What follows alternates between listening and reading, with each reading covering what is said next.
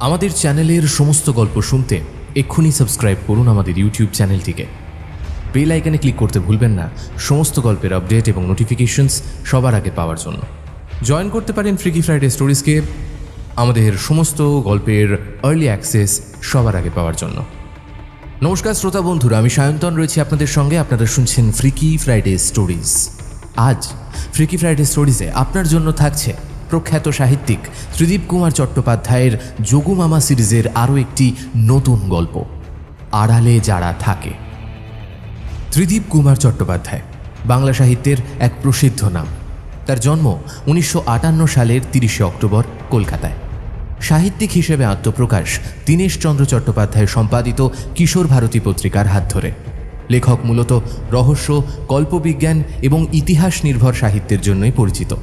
কিশোর ভারতী ছাড়াও নবকল্লোল, শুকতারা, প্রতিদিন, আজকাল প্রভৃতি পত্রপত্রিকায় প্রচুর গল্প লিখেছেন।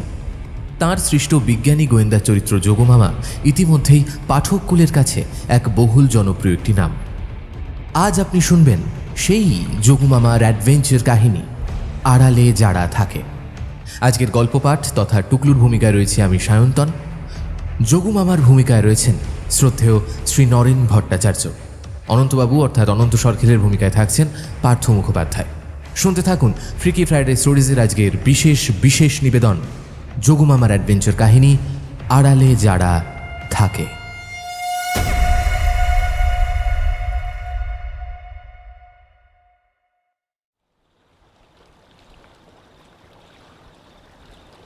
মনে হচ্ছে এটাই সেই জায়গা। এরই কাছে পিঠে ওরা এসে নেমেছিল।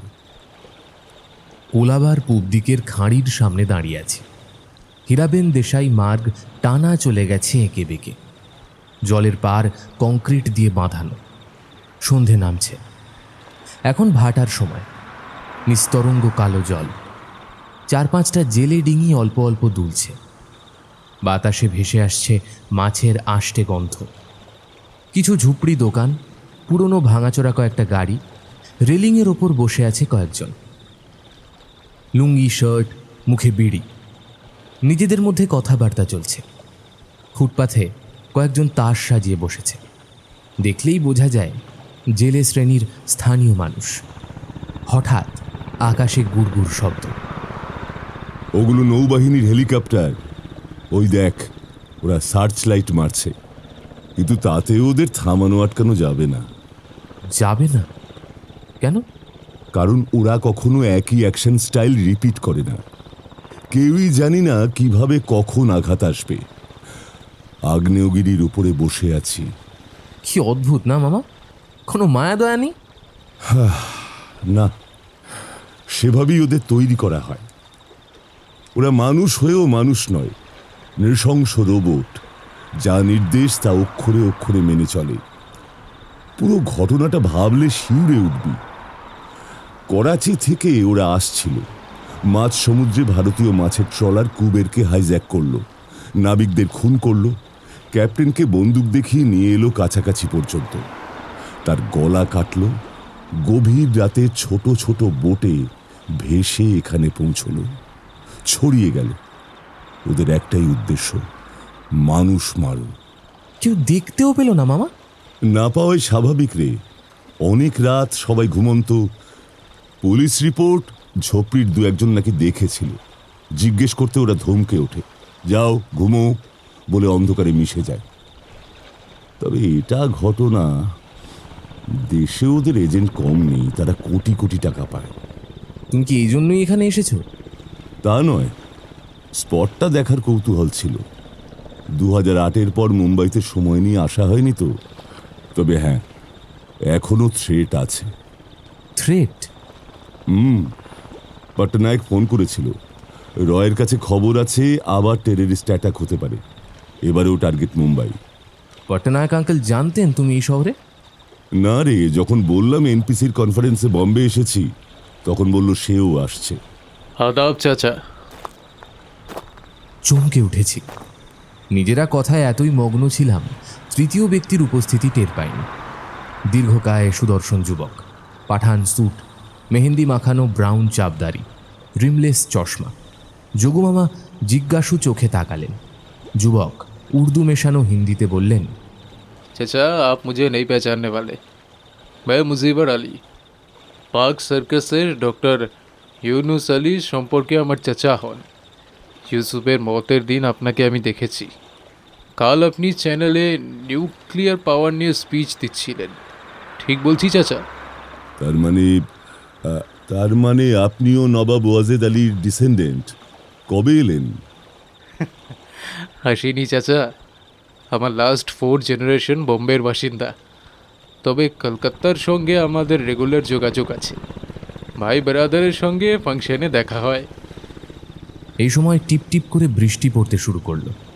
মুজিবর প্রকাণ্ড ছাতা খুলে মাথার ওপর ধরলেন, বললেন, চলুন চাচা, আমার দোকানে একবার পায়ের ধুলো দেবেন, ও খুব কাছে। কিসের দোকান? কিউরিওর অ্যান্টিক শপ, ফ্যামিলি বিজনেস। বহুত তাজুব চিজে আপনাকে দেখাবো, হ্যাঁ আপনার ভালো লাগবে। ওই রকম পুঁতি টুতি আরো আছে নাকি? না না, ও কিতাব কিছু নেই, তবে বহুত সারে রেয়ার আইটেমস আছে। অল ইন্ডিয়া জুড়ে আমাদের কারবার। একটু জলদি হাঁটুন চাচা, আজ ভারী বারিশ হবে। বৃষ্টির জোর বেড়ে গেছে। মুজিবর বলছেন, ইনশাল্লাহ আপনার সঙ্গে মোলাকাত হয়ে আমার খুব ভালো লাগলো। একটা অ্যাডভাইস নেব চাচা? প্রবলেম? ঠিক প্রবলেম নয়, ফ্যামিলি ম্যাটার। কি করব ডিসাইড করতে পারছি না। বাঁ পকেটে ফোনটা ভাইব্রেট করছে। হ্যালো, টুকলুদা, সোমলতা বলছি। কখন আসছো তোমরা? এই তো সবে 6টা, ধরো ওই 8টা নাগাদ। না না, অত দেরি করো না। কতদিন দেখা হয়নি বলো তো? এখন কোথায় আছো? কোলাবায়। ওকে, ড্রাইভারকে বলবে ওই মান্ডবী মসজিদ ভান্ডার স্টেশনের কাছে, সুইট মুকরি স্ট্রিট। ম্যাক্সিমাম ওই 15 মিনিট। প্লিজ তাড়াতাড়ি এসো। রাস্তার উপরে আলো ঝলমলে বড় দোকান, গ্লোসাইনে জলজল করছে ওয়াজেদ আলী শপ। যোগুমামা হেসে বললেন, নবাবী কানেকশন বোঝাতেই দোকানের নাম দেওয়া হয়েছিল, তাই না? জি চাচা, দাদাজি ছিলেন।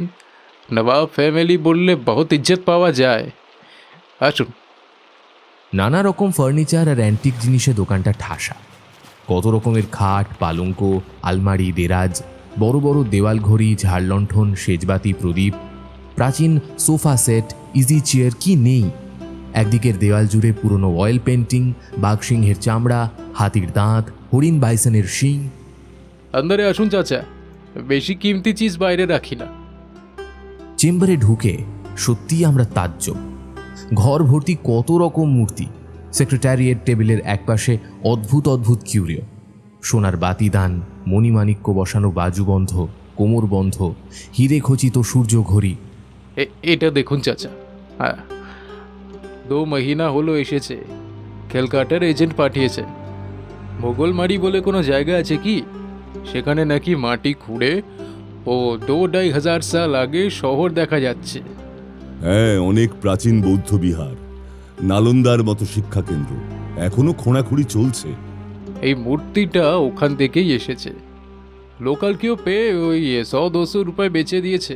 হ্যাঁ দাঁড়ান চাচা, আর একটা চিজ দেখাই। হ্যাঁ, বলতে বলতে মুজিবর উঠে দাঁড়ালেন। পাশের দেওয়াল আলমারি থেকে 3টে বড় বড় কাঁচের চ্যাপ্টা শোকেস বের করে আনলেন। হাঁ হয়ে দেখছি, গোলাপি ভেলভেটের ওপরে থরে থরে শুয়ে আছে নানা আকৃতির বহু প্রাচীন সব মুদ্রা। গুপ্ত সাম্রাজ্য, মৌর্য সাম্রাজ্য, মুঘল আমল, পাঠান আমল, কিছুই বাকি নেই। পুরো সেটটা কত টাকায় পেয়েছি জানেন? 50 লাখ। কে দিল? ও এক নাতি, ফরেনে থাকে। দাদুর পুরনো কয়েন কালেকশনের শখ ছিল, বাবা যত্ন করে রেখেছিল। তিনি মারা যেতে নাতি দেশে এলো, বড় বাড়ি বিক্রি করলো, আর তার সঙ্গে যা যা ছিল সব। এটাও ক্যালকাটার। এরকম নাতিরা আছে বলেই কিন্তু আপনাদের ব্যবসা এত ভালো চলে। মুজিবর, এবার আমাদের যেতে হবে। কি একটা ফ্যামিলি ম্যাটার আলোচনা করবেন বলছিলেন? জি জি, বহুত জরুরি। এক মিনিট চাচা। মুজিব উঠে চেম্বারের পেছন দিকে গেলেন। বড় চাবি দিয়ে দেয়ালে ফিক্সড সিন্দুক খুললেন। বড় একটা বাক্স নিয়ে এসে টেবিলে রাখলেন। ড্রয়ার টেনে একটা সাদা খাম বের করলেন। এসে থেকেই দেখছি চেয়ারের বাঁ দিকের দেয়ালে একটা এলসিডি টিভিতে নিউজ চ্যানেল চলছে, সাউন্ড মিউট করা। চাচা, এর একটা ব্যাকগ্রাউন্ড কাহিনী আছে। বলুন। এই বক্সটা আমি পেয়েছি আম্মার কাছ থেকে। আমার নানাজি মেয়েকে শাদিতে তোফা দিয়েছিল। তাই? জি, নানার গ্রেট গ্রেট গ্র্যান্ডফাদার খুশওয়াত খান ছিল ব্রিটিশ রেজিমেন্টের কমান্ডার। আপনি নিশ্চয়ই জানেন চাচা, ইংরেজরা ফার্স্ট ওয়ার্ল্ড ওয়ারে ইন্ডিয়ান আর্মি তৈরি করেছিল। তার মধ্যে শিখ, পাঠান, বালুচ, গোর্খা হরেক ব্যাটালিয়ন ছিল। হ্যাঁ। খুশওয়াত খান তার আর্মি নিয়ে লড়েছিলেন মেসোপটেমিয়া ফ্রন্টে। আর তার বীরত্বে ব্রিটিশ সরকার মুগ্ধ হয়ে ইংল্যান্ডে নিয়ে যান তাকে। রাজা পঞ্চম জর্জ অর্ডার অফ মেরিট উপাধি এবং স্পেশাল ক্রাউন উপহার দেন। ক্রাউন? জি চাচা, ক্রাউন। এই বক্সের মধ্যে ওটাই আছে। এতদিন বাড়িতে আম্মার কাছে ছিল, এখন চেস্টে এনে রেখেছি। বক্সটা খুলে ফেলেছেন মুজিবর। সঙ্গে সঙ্গে তীব্র ছটা, বিঘত খানেক মাপের একটা সোনার মুকুট, তার সারা গায়ে অপূর্ব কারুকাজ, পান্না, চুনি, গোমেদ সেট করা। ঠিক মাঝামাঝি বসানো একটা হিরে, ব্ল্যাক লেদারের কেসিং। বাহ, ওয়ান্ডারফুল কিউরিও। ঠিক লোকের হাতেই পড়েছে। আপনি তো আর সেরকম নাতি নন যে বেচে দেবেন। কিন্তু প্রবলেমটা কি? বলছি চাচা, খুশওয়াত খানের পোতা খোদা খান আমার নানার গ্র্যান্ডফাদার। তিনিও ছিলেন আর্মি ম্যান। সেকেন্ড ওয়ার্ল্ড ওয়ারে জাহাজ নিয়ে যুদ্ধ করেছিলেন। কিন্তু কি হলো, 1946-এ যখন ইন্ডিপেন্ডেন্স স্ট্রাগলের টাইমে নেভাল ফোর্স রিভোল্ট করলো, তখন খোদাও করাচি পোর্টে নিজের জাহাজে কংগ্রেস, মুসলিম লীগ আর কমিউনিস্ট পার্টির ফ্ল্যাগ তুললেন। তারপরে ঘটনা তো জানেন চাচা। জানি। কংগ্রেস, মুসলিম লীগ নেভাল মিউটিনিকে সাপোর্ট করলো না, কারণ ততদিনে ব্রিটিশদের সঙ্গে ওদের আন্ডারস্ট্যান্ডিং হয়ে গেছে। নাবিকরা স্যারেন্ডার করলো, তাদের কোর্ট মার্শাল হয়েছিল। জি চাচা, ইন্ডিয়া স্বাধীন হওয়ার পরে নানাজির বাবা আর চাচা সরকারের কাছে অনেক দরবার করেছিল। পার্টিশনের পরেও সবাই ইন্ডিয়াতে ছিলেন, কিন্তু কোনো রেকগনিশন পাননি। সেই দুঃখে চাচা চলে গেলেন পাকিস্তানে। পাক সরকার তাকে খুব সম্মান দেয়, এমনকি করাচিতে একটা রাস্তার নামও দেয় খোদা খানের নামে। তারপর ইন্ডিয়া ফ্যামিলির সঙ্গে ওদের বিশেষ কন্ট্যাক্ট ছিল না। কালে ভদ্রে কখনো শাদির দাওয়াতে আসতো। নানার ইন্তেকালের পরেও তারা আসেনি। লেকিন 6 মहीने আগে একদিন একটা কল এলো, নাম্বার ওঠেনি। নাম বললেন বাচ্চা খান, সম্পর্কে নাকি আমার মায়ের কাজিন হয়। উনি জানেন যে এই ক্রাউনটা মায়ের কাছে আছে। বললেন ওতে ওদের পুরো হক আছে, আমি যেন ভাগের টাকাটা দিয়ে দিই। টাকা চাইলো এতদিন পরে? আপনি কি বললেন? বললাম আমি কিছু জানি না, খোঁজ নিয়ে জানাবো। পরে জানিয়েছিলেন? बिल्कुल नहीं, এ কি জানাবো? নানাজি আম্মাকে তোহফা দিয়েছেন, তিনিই বেঁচে নেই, আর ইতনা সাল बीत गया है। আর তাছাড়া কে ওর ভ্যালুয়েশন ঠিক করবে? ঠিক। তারপর 2 দিন পহলে এই চিঠিটা এলো বাড়ির ঠিকানায়, ভেতরে সাদা কাগজে। স্টপ স্টপ, শিগগির সাউন্ড সাউন্ড! চিৎকার করে উঠেছি। টিভিতে breaking news, blast at mall, police suspects suicide bomb. পরপর স্ক্রোল দেখিয়ে যাচ্ছে। বম্বে স্কোয়ার মলে বিস্ফোরণ, পুলিশের সন্দেহ মানব বোমা, 13 জন স্পট ডেড। 1 মিনিটের মধ্যে ছবি পাল্টে গেল। চ্যানেলের রিপোর্টার, ফটোগ্রাফাররা পৌঁছে গেছে অকুস্থলে। এখন দেখাচ্ছে বীভৎস দৃশ্য, সারি সারি রক্তাক্ত লাশ। অনেক আহত মানুষকেও দেখা যাচ্ছে, কাতরাচ্ছে, আর্তনাদ করছে। ক্যামেরা নিয়ে ছুটছে রিপোর্টাররাও, ফোকাস করছে। অ্যাম্বুলেন্স, পুলিশ এসে গেছে, স্ট্রেচারে তুলছে জীবিতদের। উফ, আর দেখা যাচ্ছে না।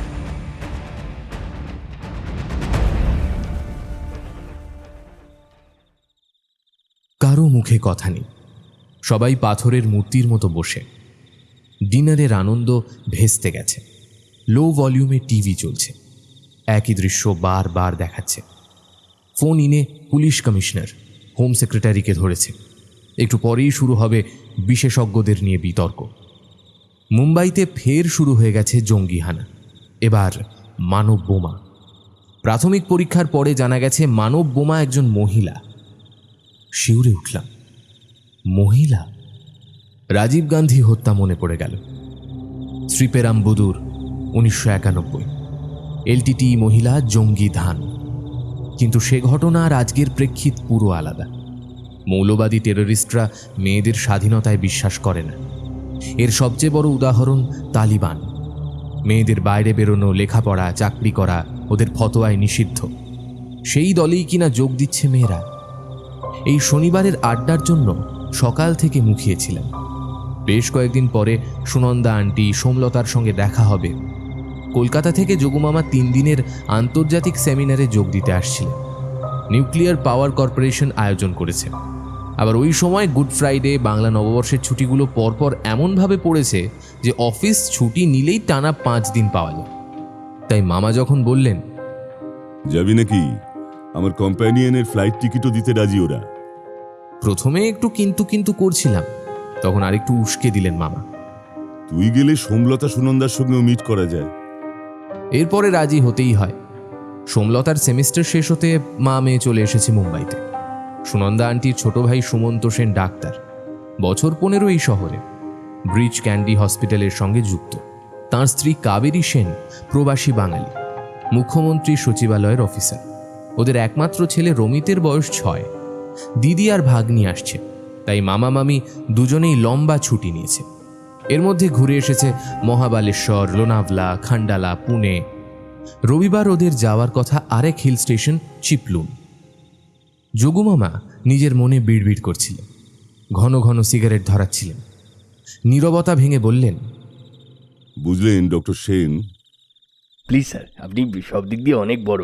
দিদিকে আপনি নাম ধরে রাখেন, এইভাবে লজ্জা দেবেন না। বেশ, তুমিও স্যারটেন নয়, যোগুদা বললে খুশি হব। যেটা বলছিলাম, মুম্বাই সব দিক দিয়েই টেররিস্টদের ফার্স্ট টার্গেট। এত বড় দেশের ফিনান্সিয়াল ক্যাপিটাল, সিপোর্ট, সাবার্ব ধরলে সবচেয়ে বড় শহর। এই কথাটাই আমায় পট্টনায়ক বলেছিল। ওদের কাছে ডেফিনিট ইনফরমেশন ছিল, তবু কিছু করা গেল না। দুঃখের ব্যাপার কি জানেন? কিছু উন্মাদ শয়তানের জন্য একটা গোটা কমিউনিটির মানুষকে প্রশ্নের মুখে ফেলা হচ্ছে, পাল্টা কমিউনাল ফিলিং তৈরি করা হচ্ছে। কিন্তু মামা, এরকম দলে মহিলা, মানে এটা তোমার আশ্চর্য লাগছে না? নিশ্চয়ই লাগছে। আবার ভাবছি হয়তো মেয়েদের ব্ল্যাকমেল করে এই কাজে নামানো হচ্ছে। একটু আগে তোকে বলছিলাম না, এদের ট্রেনিং কি সাংঘাতিক। ট্রেনিংয়ের কিছু ভিডিও ক্লিপিংস দেখেছি। তবে হ্যাঁ, দলের মধ্যে কোনো মহিলাকে চোখে পড়েনি আমার। যোগুমামার কথা আটকে গেল। Breaking news. এই মুহূর্তে সব থেকে বড় বিশেষ খবর, suicide bomber is CM Kasim, মুখ্যমন্ত্রীর বোন। টিভিতে এখন মৃত মহিলার ফাইল, ছবি আর নাম দেখাচ্ছে। বারবার স্ক্রোল করছে, ক্র্যাক করে ফেলেছে। রাধিকা শিন্ডেকার। কাবেরী আর্তনাদ করে উঠলেন, ও মাই গড, না না না, ইটস ইম্পসিবল, হতেই পারে না, কিছুতেই না। কাবেরী উঠে দাঁড়িয়েছেন, জোরে জোরে শ্বাস ফেলছেন। তার শরীর কাঁপছে বেতস পাতার মতো। 2 চোখে জল ভরে এসেছে। কাঁদতে কাঁদতে বলছেন, যোগুদা, রাধিকা আমার বেস্ট ফ্রেন্ড। জানেন, সেই ছোট্টবেলা থেকে একসঙ্গে আজ পর্যন্ত এত ভালো মেয়ে অন্য বন্ধুরা ছিটকে গেছে। শুধু ওর সঙ্গে প্রায় রোজ কথা। এইসব মিথ্যে স্টোরি সাজানো হচ্ছে। যোগুমামাও বিহ্বল হয়ে পড়েছেন। বললেন, আমারও অবিশ্বাস্য লাগছে কাবেরী। মা কখনো বাচ্চাকে ছেড়ে সুইসাইড স্কোয়াডে যোগ দিতে পারে? মাও টেররিস্টদের মধ্যে অবশ্য। কাবেরী 2 হাতে মুখ ঢেকে কাঁদছিলেন। ফোঁপাতে ফোঁপাতে বললেন,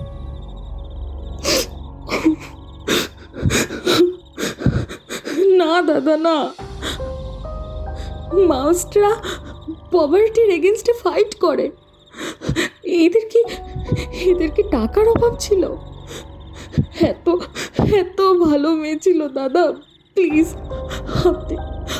আপনি একটু দেখুন, ওকে ওকে নিশ্চয়ই মারা হয়েছে। কাঁদতে কাঁদতে কাবেরীর হেঁচকি উঠে গেছে। সোমলতা ছুটে গিয়ে জল নিয়ে এলো। মামি, শান্ত হও। তুমি ভেঙে পড়লে হবে বলো? তুমি সিভিল সার্ভিসে আছো, তোমার পাওয়ার কি কিছু কম? সিএম ওতেও আছো, তোমাকেও পাওয়ার এক্সার্ট করতে হবে। রাইট ইনভেস্টিগেশন চাই। সুনন্দা আন্টি এতক্ষণ চুপ করে বসেছিলেন, উঠে এসে বললেন, ঠিক বলেছিস লতা, কাবেরী চোখের জল মোছ, যা করার কর। চ্যানেলে এখন নতুন নাটক। বিরোধী পক্ষ স্টুডিওতে এসে পড়েছেন, আওয়াজ তুলেছেন। ছি ছি, এই জন্যই আমি কাগজ পড়ি না, টিভি দেখি না। পলিটিশিয়ানরা একটু কিছু ঘটলেই এত নিচে নেমে পড়ে। যোগুদা, বন্ধ করে দিই টিভি। না সুনন্দা, আমি হাঁস, জল বাদ দিয়ে দুধটুকু খাই। খবরের জন্য টিভি দেখতে হয়। সুমন্ত, তুমি কাবেরীকে নিয়ে বেরিয়ে পড়ো। আর হ্যাঁ, আমাদের নম্বরগুলো শেয়ার করে নিই। কিন্তু আপনাদের dinner? No formality. Somlata Sunanda থাকছে, খিদে পেলে বলবো। চ্যানেলে এখন মুখ্যমন্ত্রী বিস্ফোরণের জায়গায় পৌঁছে গেছেন। চারপাশে কমান্ডো বলয়, police commissioner, chief secretary, home secretary, কয়েকজন মন্ত্রীও আছেন। দেখছেন, কথা বলছেন। লাশ ও আহতদের সরিয়ে ফেলা হয়েছে। টুকরো টুকরো কাঁচে রক্তের দাগ। গটগট করে হেঁটে বেরোচ্ছেন মুখ্যমন্ত্রী। মুখের সামনে অজস্র চ্যানেলের বুম, থমথমে কঠিন মুখ। থেমে থেমে বলছেন, মর্মান্তিক ঘটনা। এর উৎস খুঁজে বের করা আমাদের একমাত্র লক্ষ্য। বিরোধীরা দায়িত্বজ্ঞানহীন কথা বলছেন। দেশের নিরাপত্তার প্রশ্নে আমাদের এক হতে হবে। বন্দর, বর্ডার সব সিল করে দেওয়া হয়েছে। সর্বত্র রেড অ্যালার্ট জারি হয়েছে। পকেটে আমার মোবাইল বাজতে শুরু করেছে। অনন্ত সরখেল কোত্থেকে? আমরা যে মুম্বাইতে, জানতে পেরেছেন নাকি? হ্যালো, হ্যাঁ বলুন। এই টুকলু, টুকলু কোথায় কোথায় তোমরা তোমরা কি মুম্বাইতে? হ্যাঁ অনন্তবাবু, আমরা মুম্বাইতে। আপনি কি জানেন কিছু? আরে হ্যাঁ, প্লিজ টুকলু, ডেথ লাইফ কোশ্চেন স্যারকে একবার দাও। স্যারকে? মানে এটা কি? আপনি কোথায়? মুম্বাইতে ফেসবুক থেকে স্যারের কথা জেনেছি, হরিবোল, প্রাণ নিয়ে ফিরেছি, প্লিজ। এত জোরে চেঁচাচ্ছেন, ফোন ছাপিয়ে আশপাশের লোকজন শুনতে পাচ্ছে। যোগুমামা হাত বাড়িয়ে দিয়েছেন। হ্যাঁ বলুন, প্লিজ একটু আস্তে অনন্তবাবু, কুল ডাউন। হোয়াট? তারপর কিছু নেয়নি? স্ট্রেঞ্জ, শুধু সার্চ করেই ছেড়ে দিল? হ্যাঁ হ্যাঁ, খুব বেঁচে গেছেন। কাল চলে আসুন। না না, সাবধানে থাকুন। হ্যাঁ, ওনার কি হয়েছে মামা? কাল ডিটেলে শুনবো। আজ সন্ধেই উনি চৌপট্টি বিচে ঘুরছিলেন, হঠাৎ একদল ছিনতাইবাজ ওকে ঘিরে ধরে, জামা কাপড় খুলিয়ে সার্চ করে। রমিত বেচারি ছোট মানুষ, ঠিক বুঝতে পারছে না, ম্লান মুখে ঘুরছে। মাঝে মাঝে দিদির কোলে গিয়ে বসছে। যোগুমামা ফোন ছাড়তে সোমলতাকে একটা ঠেলা দিল। সোমলতা বলল, আঙ্কেল, আমার এই ছোট্ট ভাইটি সেই বিকেল থেকে তোমাদের কিছু দেখাবে বলে রেডি হয়ে বসে আছে। তাই? কি দেখাবে তুমি সোনা? রমিত ঝটপট সাইড টেবিল থেকে একটা বাঁধানো খাতা নিয়ে চলে এলো। যোগুমামার হাতে তুলে দিয়ে বলল, আমার স্কেচবুক। যোগুমামা খাতা খুললেন। আমিও ঝুঁকে পড়লাম। স্কেচগুলো দেখে হাঁ। এগুলো 6 বছরের বাচ্চার আঁকা? হ্যাঁ গো আঙ্কেল, সব ওর আঁকা। যে দেখে সেই অবাক হয়ে যায়। এই যে দেখো, আমার আর মায়ের পোর্ট্রেটও এঁকেছে। ছবি আঁকায় ওর গড গিফটেড ট্যালেন্ট। কিছু বলার নেই। পাতা উল্টাতে সোমলতা আর সুনন্দা আন্টির নিখুঁত পোর্ট্রেট। স্কেচবুক জুড়ে শুধু নানা ছবি। গেটওয়ে অফ ইন্ডিয়া, চায়ের দোকান, ভুট্টাওয়ালা, বেলুনওয়ালা, ফুচকাওয়ালা, বাদামওয়ালা, ট্যাক্সি ড্রাইভার। এরকম খাতা যার কতগুলো আছে কে জানে। এই কিছুদিন যাবৎ এই খাতাটায় আঁকতে শুরু করেছে। খাতা সঙ্গে নিয়ে ঘোরে? না আঙ্কেল, ফিরে এসে ভেবে ভেবে এঁকে ফেলে। বলো কি? হ্যাঁ আঙ্কেল, আমাদের পোর্ট্রেট কিন্তু ও সামনে বসে আঁকেনি, মন থেকে এঁকেছে। যোগুমামা এত অবাক হয়ে গেছেন, কথা বলছেন না, স্কেচবুক উল্টে দেখছেন। একটা ব্যাপারে আমার খটকা লাগছিল। সোমলতা, রমিতের আঁকাগুলোর মধ্যে একটা অদ্ভুত ব্যাপার দেখছি। মানে যে কটা পাতা জোড়া পোর্ট্রেট এঁকেছে সেগুলো ছাড়া প্রায় সব স্কেচে একই অবজেক্ট বারবার রিপিট করেছে। যেমন ধরো এই ভুট্টাওয়ালা, পালিশওয়ালা, বেলুনওয়ালা, এমনকি গেটওয়ে অফ ইন্ডিয়া। প্রথম আঁকাটা স্পষ্ট, পেছনে আরও কয়েকটা ঝাপসা গেট। এটা কেন করেছে? একদম ঠিক ধরেছ, আমারও খটকা লেগেছিল জানো। রমিতকে জিজ্ঞাসা করলাম, হ্যাঁ রে বারবার কেন আঁকছিস রে? বলল দেখেছি তাই। তখন ছোট মামাকে বিষয়টা জিজ্ঞেস করলাম। প্যালিনপসিয়া। বাবা, আঙ্কেল তুমি এটাও জানো? না না, আমার এক বন্ধুর মেয়ের মধ্যেও এই পিকিউলিয়ারিটি আছে। কোনো কিছু গভীরভাবে লক্ষ্য করলে বহুক্ষণ অবধি সেটা বারবার দেখতে পায়, ব্রেনে গভীর ছাপ ফেলে যায়। এই স্কেচবুকেই দেখো না, যে অবজেক্টগুলো ওর ইন্টারেস্টিং লেগেছে সেগুলো বারবার এঁকে গেছে, ইচ্ছে করে নয়, মগজের তাড়নায়। এটাই প্যালিনপসিয়া। এটা কি মামা, কোনো রোগ? ঠিক স্বাভাবিক নয়, তবে রমিতের কাছে এটা আশীর্বাদ। লাচ্ছা পরোটা, আলু ভাজি আর মাটন গোস্ত রবিবারের মেনু। খুব তৃপ্তি করে নাশতা সারলেন মুজিবুর আলী। কোলাপসেবল টেনে তালা দিয়ে বেরোলেন।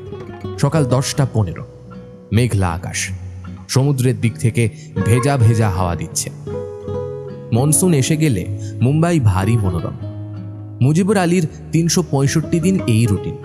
অন্যদিনে বাড়িতে খেয়ে বিশ্রাম নিয়ে বিকেলে ফের দোকানে আসেন। রবিবার আসেন না, বিকেলটা ফ্যামিলির জন্য বরাদ্দ। কর্মচারীদের জন্য অবশ্য সানডে পুরো হলিডে। হাঁটতে হাঁটতে গেটওয়ের সামনে এসে পড়েছেন। কোনাকুনি স্টলগুলোয় চা আর নানান খাবার রমরমিয়ে বিক্রি হচ্ছে। সানির দোকানের সামনে দাঁড়াতে বড় কাপে চা এসে গেল। চা খেতে খেতেই হাঁটছেন মুজিবুর। মনের মধ্যে খিচখিচ করছে। বাচ্চা খানের উর্দুতে লেখা চিঠিটা মুম্বাই থেকেই স্পিড পোস্ট হয়েছে। এর মানে পাকিস্তানের চাচাদের নিজের লোক এখানে আছে। চিঠিটা ফোনের কথার পুনরাবৃত্তি। বাচ্চা খান স্পষ্ট লিখেছে, ক্রাউনটার ভাগের টাকা না দিলে মুশকিল হবে। এই চিঠি পাওয়ার 7 দিনের মধ্যে রিপ্লাই চাই। রিপ্লাই করার মেল আইডি bachcha.khan@hotmail.com। ব্যাস, আর কিছু নেই। আজ 7 দিন শেষ হয়ে গেছে। কি করবেন মুজিবর? কি রিপ্লাই দেবেন? কি ভ্যালুয়েশন করবেন নানাজির দেওয়া ক্রাউনের? মুজিবর বুঝে উঠতে পারছেন না। কাল যা বিভৎস ঘটনা ঘটেছে তাতে মুজিবরের টেনশন অনেক বেড়ে গেছে। সায়েন্টিস্ট চাচার সঙ্গেও কথা শেষ হলো না। ওদের ঠিকানা, ফোন নাম্বার কিছুই নেই। ভাউজি, একটা বেলুন নেবেন? একটু চমকে উঠেছেন মুজিবর। এক ছোকরা বেলুনওয়ালা, সাইকেলের পেছনে 8-10টা বড় বড় গ্যাস বেলুন, উজ্জ্বল লাল রঙের ওপর হলুদ ফুটকি। আমায় দেখে তোর বেলুনের খদ্দের মনে হচ্ছে। ভাউজি, সুবহ সে কুছ নেই খায়া ভাউজি, একটা নিন না। ছেলেটা এত করুণভাবে বলল, মুজিবরের মন ভিজে গেল। একটা 20 টাকার নোট বাড়িয়ে দিলেন। দে, কিছু খেয়ে নিস কে? হ্যাঁ, नहीं भाजी, हमें भिखारी ना। एक बेलूনের দাম 20 रुपया। আপু দেখে এক বেলুন लीजिए। মুজিবরের মনে পড়ল আজ বিকেলে বোন জামাই ভাগনা ভাগ্নি আসছে। গ্যাস বেলুন পেলে বাচ্চারা খুশি হয়। ঠিক আছে বাবা, দে দে দে। গ্যাস বেলুন উড়ছে। সুতো ধরে দোকানের দিকে হাঁটছেন মুজিবর। মজা লাগছে, মনে হচ্ছে আবার ছোটবেলায় ফিরে যাচ্ছেন। বাবার সঙ্গে হাঁটতেন গেটওয়ের তীর বরাবর। সে কতকাল আগের কথা। বাঁ হাতে সুতো বেঁধে তালা খুললেন, ভেতরে ঢুকে তালা দিলেন, বেলুনটা ছেড়ে দিলেন।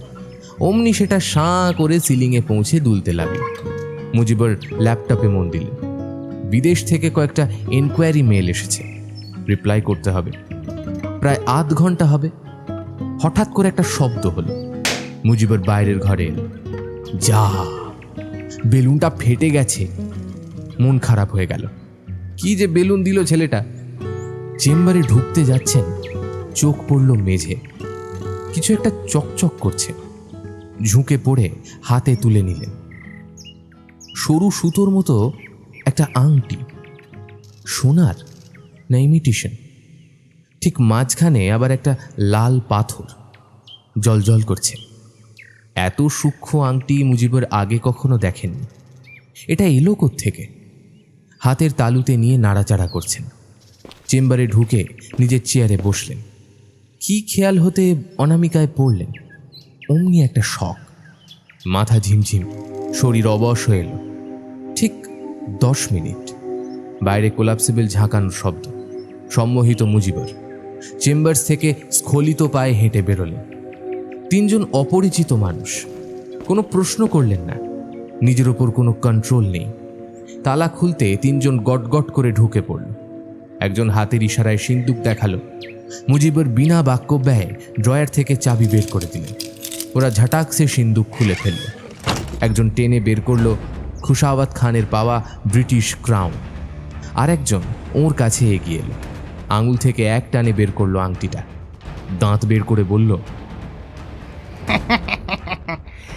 আজকে বড় বাঁচা বেঁচে গেল মিয়া, আমরা প্রমাণ রাখি না। তৃতীয় জন বাইরের দিকে নজর রাখছিল। বলল, যা বলেছিস, মিয়ার তাকদির খুব ভালো, এরকম ছেড়ে দেওয়ার অর্ডার আগে পাইনি। যেমন ঝড়ের মতো এসেছিল তেমনই বেরিয়ে গেল। বাইরে বাইকের গর্জন। পুরো অপারেশনের সময় মাত্র 4 মিনিট।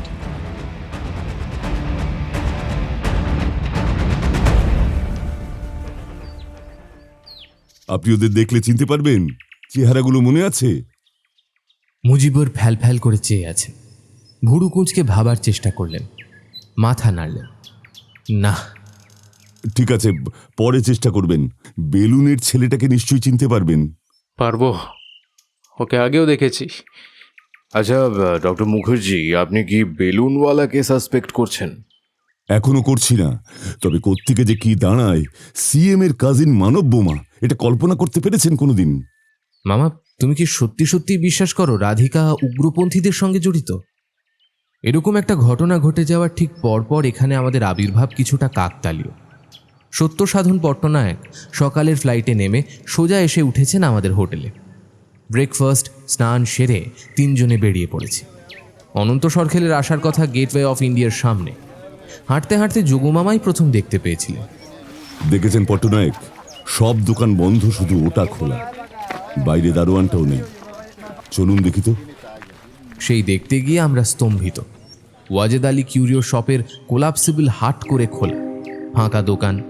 ভেতরে চেম্বারে এলিয়ে আছেন মুজিবর, চোখ বন্ধ। প্রায় 10 মিনিট ধরে পরিচর্যার পরে মুজিবর আস্তে আস্তে ধাতস্থ হন।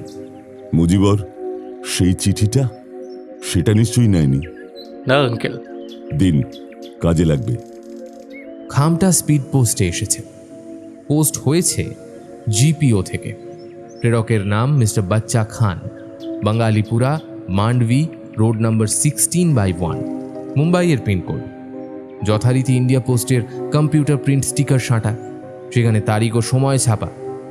যোগুমামা পট্টনায়কের দিকে এগিয়ে দিলেন, বললেন, সেন্ডার্স নেম অ্যাড্রেস নিশ্চয়ই ফেক, তবু খোঁজ নেবেন।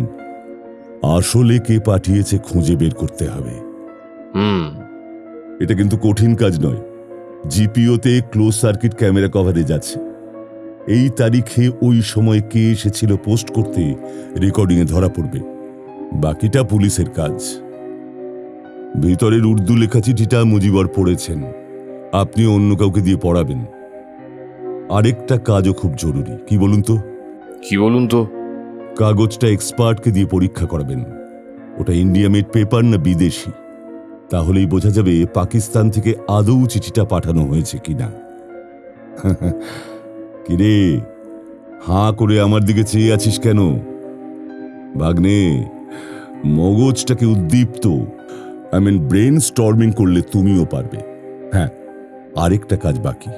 কি? ফেটে যাওয়া বেলুনের টুকরো টাকরা ঘরের মধ্যেই পড়েছে, নিশ্চয়ই পাওয়া যাবে। ফোন বাজছে। যা ভেবেছি, অনন্ত সরখেল। মামা, এ অনন্তবাবু, ওনাকে কি বলবো? বল আর কিছুক্ষণ সমুদ্র শোভা দেখতে, ফুচকা, বাদাম, পাওভাজি ট্রাই করতে। বলেন কি মামা? কিছুক্ষণের মধ্যে হয়ে যাবে? ঘর বোঝাই দামি দামি কিউরিও, একটু লাগলেই চুরচুর। সেগুলো বাঁচিয়ে বেলুনের টুকরো খোঁজা খড়ের গাধায় সূচ খোঁজার চেয়েও কঠিন। তবু যোগুমামার জেদে সেই অসাধ্য সাধন হলো। বেলুনের 2টো টুকরো পাওয়া গেল। একটা মুখের অংশ, কিছুটা হার্ড মেটেরিয়াল, রিংয়ের মতো। মেঝের এক কোণে পড়েছিল। আরেক অংশ পাতার মতো লেপ্টে ছিল অ্যান্টিক ফুলদানির গায়ে। যোগু মামা খুব খুশি। তুই এবার যা, অনন্তবাবুকে নিয়ে আয়। দূর থেকেই তাকে চেনা যাচ্ছে। সমুদ্রের দিকে মুখ করে দাঁড়িয়ে আছেন, দাড়ি চুল করছেন, মাঝে মাঝে ঘুরে তাকাচ্ছেন। জায়গাটা ফাঁকা। আস্তে আস্তে পেছনে গিয়ে দাঁড়িয়েছি। আলতো করে পিঠে হাত দিয়েছি, অমনি তিরিং করে একখানা লাফ মারলেন অনন্ত সরখেল। হাউমাউ করে উঠলেন, বাঁচাও বাঁচাও, সেভ সেভ! আরে আরে আমি টুকলু। দেখো টুকলু, সবসময় ছ্যাবলামি না ভালো লাগে না। দেখছো চারিদিকে সব কালপিট গিজগিজ করছে, আর তুমি কালকে তো ফিনিশ হয়ে যাচ্ছিল।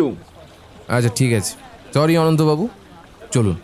আপনি জানেন স্যার, আমার HIV হয়েছিল, উইক হয়ে কেটে ছিলুম। অনন্তবাবু গোল গোল চোখে চেয়ে আছে। কয়েক সেকেন্ড পর বলে উঠলেন,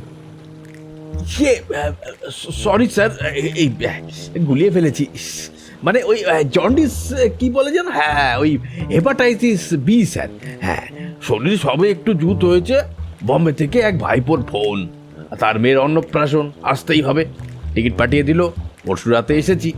কাল বিকেলে বৌমা বলল, কাকা কয়েক পা হাঁটলে চৌপাট্টি বিচ ঘরে আসুন, ভালো লাগবে। তো হাঁটতে হাঁটতে চলে গেলুম। মেধা মারা সমুদ্র মশাই, ঢেউ ফেউ নেই, তাতে কি গজল্লা লোকের। গাদা গাদা বাচ্চা বুড়ো ক্যালর ব্যালর করছে, হাবি জাবি খাবার দাবার, আর ওই যে কি বলে চাঁদমারি, এই বেলুন টিপ করে বন্দুক চালানো, হ্যাঁ ওই সব চলছে। খারাপ লাগছিল না। হাজারক এই প্রথম আরব সি দেখছি। সন্ধে নামলো, ভিড় আরও বাড়লো। পেট পেট করে 2-4 ফোঁটা বৃষ্টিও হলো। কিন্তু দেখলুম এখানকার লোকেরা বৃষ্টিকে পাত্তা দিচ্ছে না। সিমেন্টের পাড়ের ওপরে বসেছিল, পাশেই পয়সা দিয়ে ফটাস ফটাস করে গুলি প্র্যাকটিস চলছে। চাওয়ালা চানাওয়ালা হেঁকে যাচ্ছে। বাবা মা আর বাচ্চা পাশে এসে বসলো। ইনডোর মিনডোর ভাষায় নিজেরা কিছু ব্যাগ ব্যাগ করছে। তা বাচ্চার হাতে একটা বড় গ্যাস বেলুন। একটু পরে 3 জন উঠে পড়লো। একটু এগিয়েছে, অমনি দমাস করে বেলুনটা ফেটে গেল। ব্যাস, সঙ্গে সঙ্গে বাবাটা তেড়ে গিয়ে ধরলো একটা ছোঁড়াকে। সেই নচ্ছারটা নাকি চাঁদমারির বেলুন টিপ না করে ফাটিয়ে দিয়েছে ওর ছেলের বেলুনকে। ওরে বাস, সে কি ঝগড়া লাগলো স্যার! দুজনে আস্তিন ফাস্তিন গুটিয়ে ফেলেছে একেবারে। ছোনাটা শিকার যাবে না, বাপও ছাড়বে না। এই সময় কোত্থেকে পুলিশ চলে এলো। সঙ্গে সঙ্গে ঝগড়া স্টপ। পুলিশ চাঁদমারিওয়ালাকে ভাগিয়ে দিল। ভিড় পাতলা হয়ে গেল। আমি স্যার খেয়াল করিনি। ওমা, হঠাৎ দেখি আমার পিছনে এসে দাঁড়িয়েছে 4টে সন্ডা ছেলে, কালো কালো চশমা, একটার কানে ফোন শুনছে আর ঘাড় নাড়ছে। হ্যাঁ হ্যাঁ, ফোনটা পকেটে ঢুকিয়ে চাপা গলায় বলল, এই উঠ। এই কেন? কেউ? যা বলছি শুন, नहीं তো। একটার হাতে, বিশ্বাস করুন স্যার, এই চকচকে পিস্তল। দেখেই তো স্যার সেন্সলেস হয়ে যাচ্ছিলাম। এই কাঁপতে কাঁপতে উঠে দাঁড়ালাম। সন্ডা বলল, এই कपड़ा उतार, उतार जल्दी। হ্যাঁ क्या? हाँ जल्दी उतार, अभी तुमको सर्च करेगा। আমার কন্ডিশন আন্ডারস্ট্যান্ড স্যার। কোন রকমে বললুম, হ্যাঁ আমি কিছু नहीं जानता বাবা। चुप साले बुड्ढे, उतार कपड़ा। কাপড় খুলবো কি স্যার? কাপড় চোপড়ে তখন হয়ে যাচ্ছে, চোখে অন্ধকার দেখছি। টান মেরে ধুতি খুলে দিল, পাঞ্জাবি টেনে তুলে দিল। সেগুলো নিয়ে তন্ন তন্ন করে খুঁজতে শুরু করলো। কি যে দেখছিল স্যার জানি না। আর দুটো হারামি আমার আন্ডারওয়্যার গেঞ্জি টিপে টিপে দেখছে। আমি স্যার তখন ইষ্টনাম জপছি, হে মা কালী, ওরা যেন কিছু খুঁজে না পায়। মা কালীর দয়ায় কিছু পেল না স্যার, বেঁচে গেলুম। ওই সন্ডাটা কাকে ফের ফোন করলো, হিন্দিতে বলল, कुछ नहीं मिला बॉस। তারপর হাঁটতে হাঁটতে রাস্তার কাছে চলে গেল। দুটো বাইক দাঁড়িয়েছিল, তাতে স্টার্ট দিল। যোগু মামা ভুরু কুঁচকে চেয়ে আছেন। বাইরে তোড়ে বৃষ্টি শুরু হয়েছে।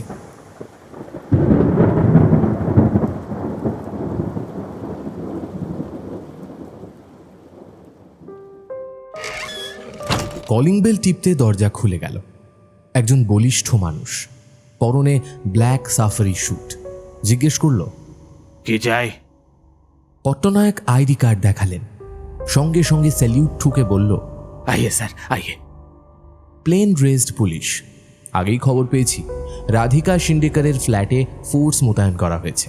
সাজানো গোছানো বিরাট বিশাল ফ্ল্যাট, কিন্তু নিথর, শব্দহীন, কোনো লোকজনের চিহ্ন নেই। পট্টনায়ক বললেন, রবি আপনার বেডরুমে হ্যাঁ স্যার, বুলাऊंगा না, আমরা যাচ্ছি। আর কারা আছেন? রবিজির মা আর বাপুজি, ওনার বেটিকে কোনো রিলেটিভ এসে নিয়ে গেছে। ঠিক আছে, রবির কাছে নিয়ে চলো। বুঝলাম চিফ মিনিস্টারের ক্লোজ রিলেটিভ বলে এখনও এদের পুলিশ কাস্টাডি হয়নি। তবে ঘটনা যেভাবে এগোচ্ছে তাতে কয়েকদিনের মধ্যে জেল অনিবার্য। দেশের সুরক্ষার প্রশ্ন যেখানে জড়িত, সেখানে আদালত যে কোনো মুহূর্তে সুওমোটো জাজমেন্ট দিতে পারে। মৃত রাধিকা শিন্ডেকার এই মুহূর্তে একজন দেশদ্রোহী, খতরনাক টেররিস্ট, মানব বোমা। বেডরুমের কাউচে হেলান দিয়ে বসেছিলেন রবি, চোখ বন্ধ, বিছানা এলোমেলো। রবিজি, চোখ খুলে তাকালেন, জবা ফুলের মতো লাল। যেতে হবে তো? আমি ready. Please do as you like, but don't interrogate. I can't tolerate. I want to be hanged. চলুন চলুন, কোথায় যেতে হবে চলুন। রবিজি কুল ডাউন, আমরা সত্যিটা জানতে এসেছি, আপনাকে হেল্প করতে চাই। কি সত্যি জানবেন? কি হেল্প করবেন? ইয়েস, আমার বউ রাধিকা একজন টেররিস্ট ছিল। খুশি? আমার কনফেশন নোট করুন, তারপর ফাঁসিতে চড়ান, ব্যাস। প্লিজ রবিজি, বিশ্বাস করুন, আমরা গোয়েন্দা দপ্তর থেকে আসিনি। রবিজি, ইনি doctor Jagabandhu Mukherjee, very famous scientist, হয়তো নাম শুনে থাকবেন। পট্টনায়ক মৃদু স্বরে বললেন। যোগুমামা নরম মুখ করে স্থির দৃষ্টিতে রবির চোখের দিকে চেয়ে আছে। মামার চোখের দিকে তাকিয়ে থাকতে থাকতে রবির চোখের দৃষ্টি স্বাভাবিক হয়ে এলো। ছেলে মানুষের মতো ভেউ ভেউ করে কেঁদে উঠলেন।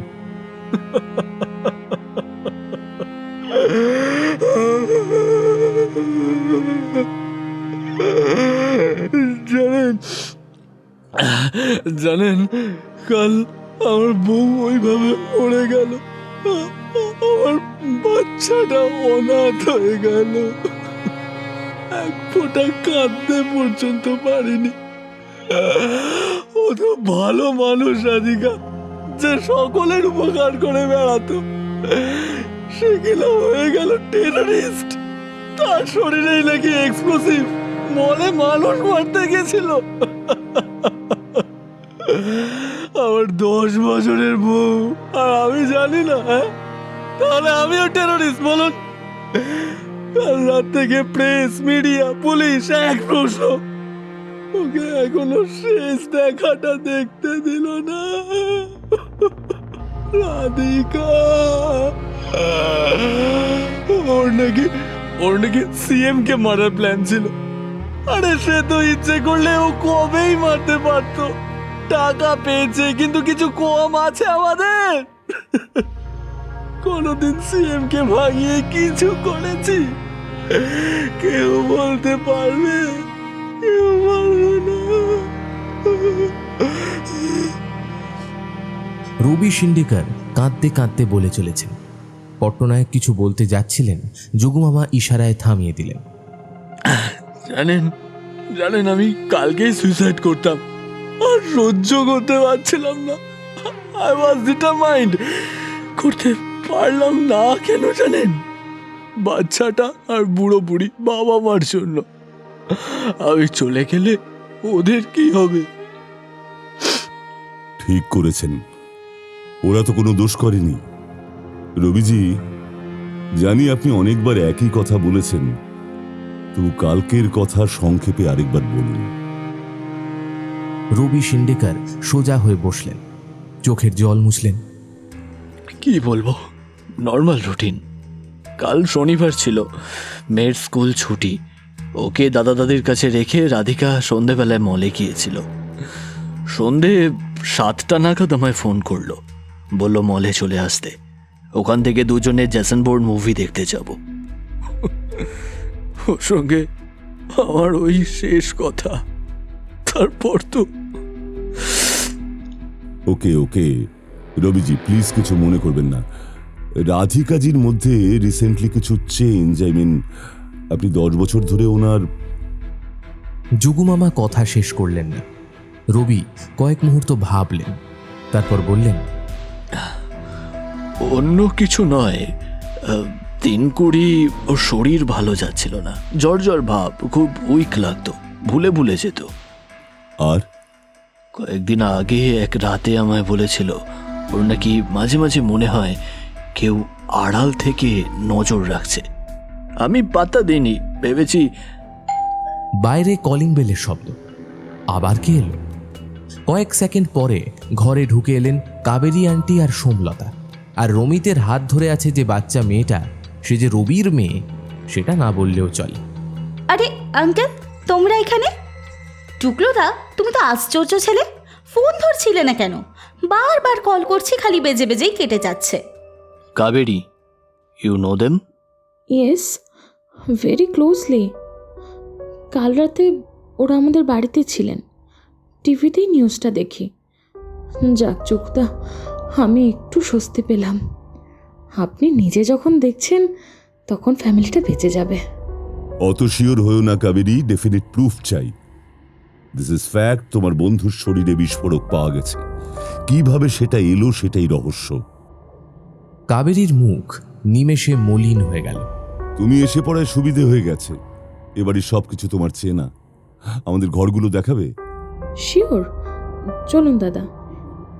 আমরা কাবেরী আন্টির পেছন পেছন যাচ্ছি। প্রথম ঘর বন্ধ। এই ঘরে থাকেন আঙ্কেল আন্টি, রবির বাবা মা। কি অবস্থায় আছেন জানি না, ঢুকবেন?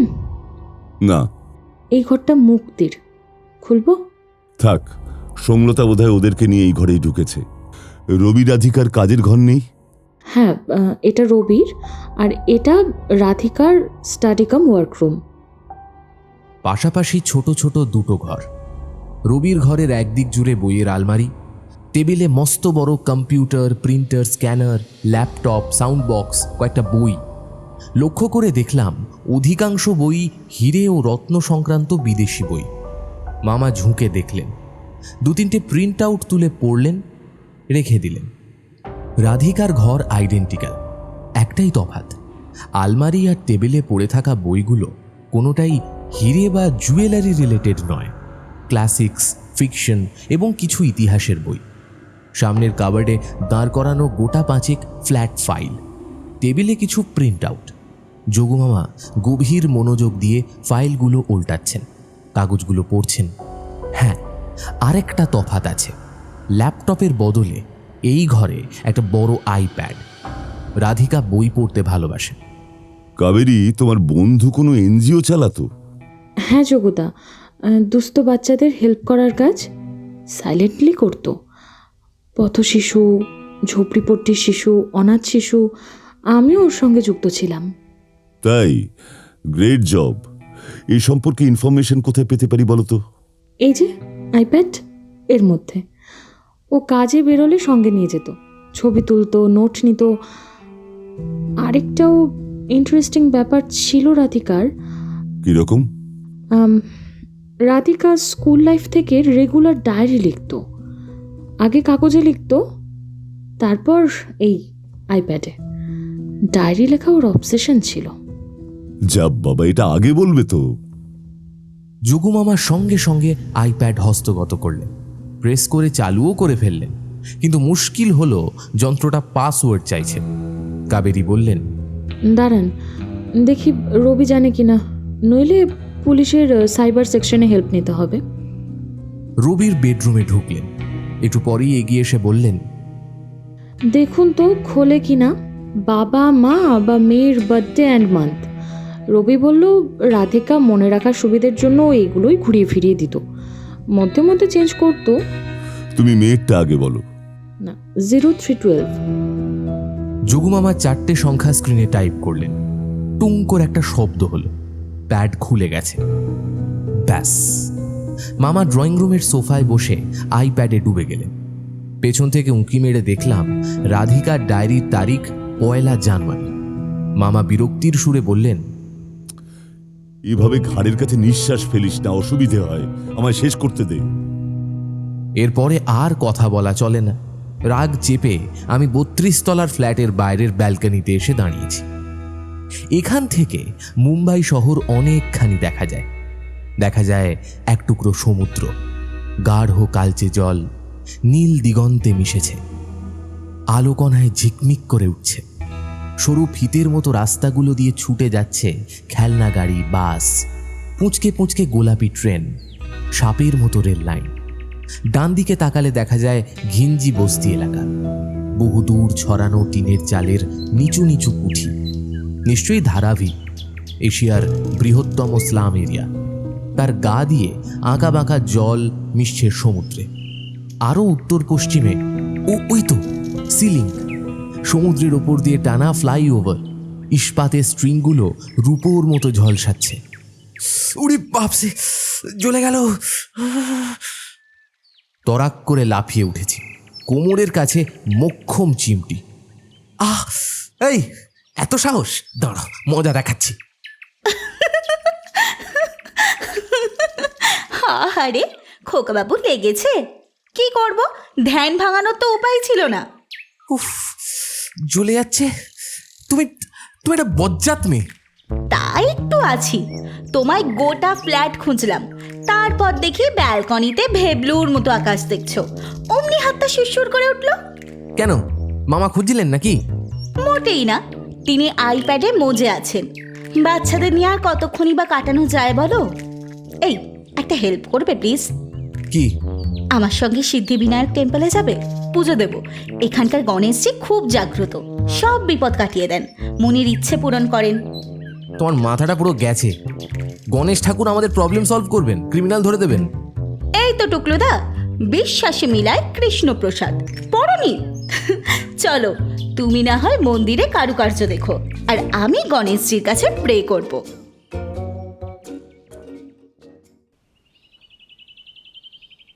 রিভিলিং। কাল রাধিকার লাস্ট 6 মাসের ডায়েরি খুঁটিয়ে পড়েছি, চমৎকার লিখত। কাবেরী, তুমি ঋতিকাকে চেনো? ঋতিকা মানে ঋতিকা প্যাটেল? নিশ্চয়ই, রাধিকার ছোট বোন। ঠিক। ঋতিকা কোথায় থাকে? ব্যাঙ্গালুরুতে। ওর হাজব্যান্ড সফটওয়্যার ইঞ্জিনিয়ার, জার্মান কোম্পানির এশিয়ান হেড। দিদির মেয়ের জন্মদিন উপলক্ষে এসেছিল, 2 দিন কাটিয়ে ফিরে গেছে। তার খবর জানো? কেন দাদা, এ কথা জিজ্ঞেস করছেন কেন? আমার সন্দেহ যদি ঠিক হয় তবে তার সামনেও বড় বিপদ। তোমার কাছে তার নাম্বার আছে? রবির কাছ থেকে পেতে পারি, নেব? নাও, ওকে এখনই ধরো, তারপর ফোনটা আমায় দাও। ওর খুব বিপদ, খুব বিপদ।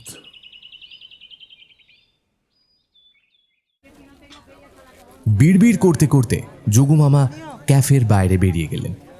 বাইরের রাস্তায় দাঁড়িয়ে ফের সিগারেটে টান দিচ্ছে। হোটেলের একতলায় লে ক্যাফে 15, কোলাবার নাম করা কেক, পেস্ট্রি, স্ন্যাক্স আউটলেট। বিদেশি ট্যুরিস্টের ভিড়।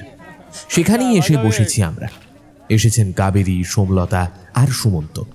কাবেরী ধরে ফেলেছেন ঋত্বিকাকে, ফোনটা নিয়ে মামাকে দিতে গেলেন।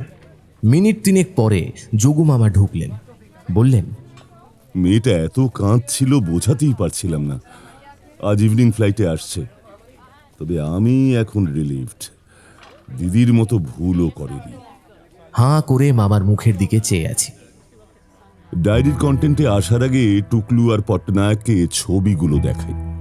মুন্নির বার্থডে পার্টির ছবি রাধিকা তুলেছে, তাই বাকিরা সবাই আছে, ও নেই। বাবা, খোদ চিফ মিনিস্টার! এনারা নিশ্চয়ই মন্ত্রী।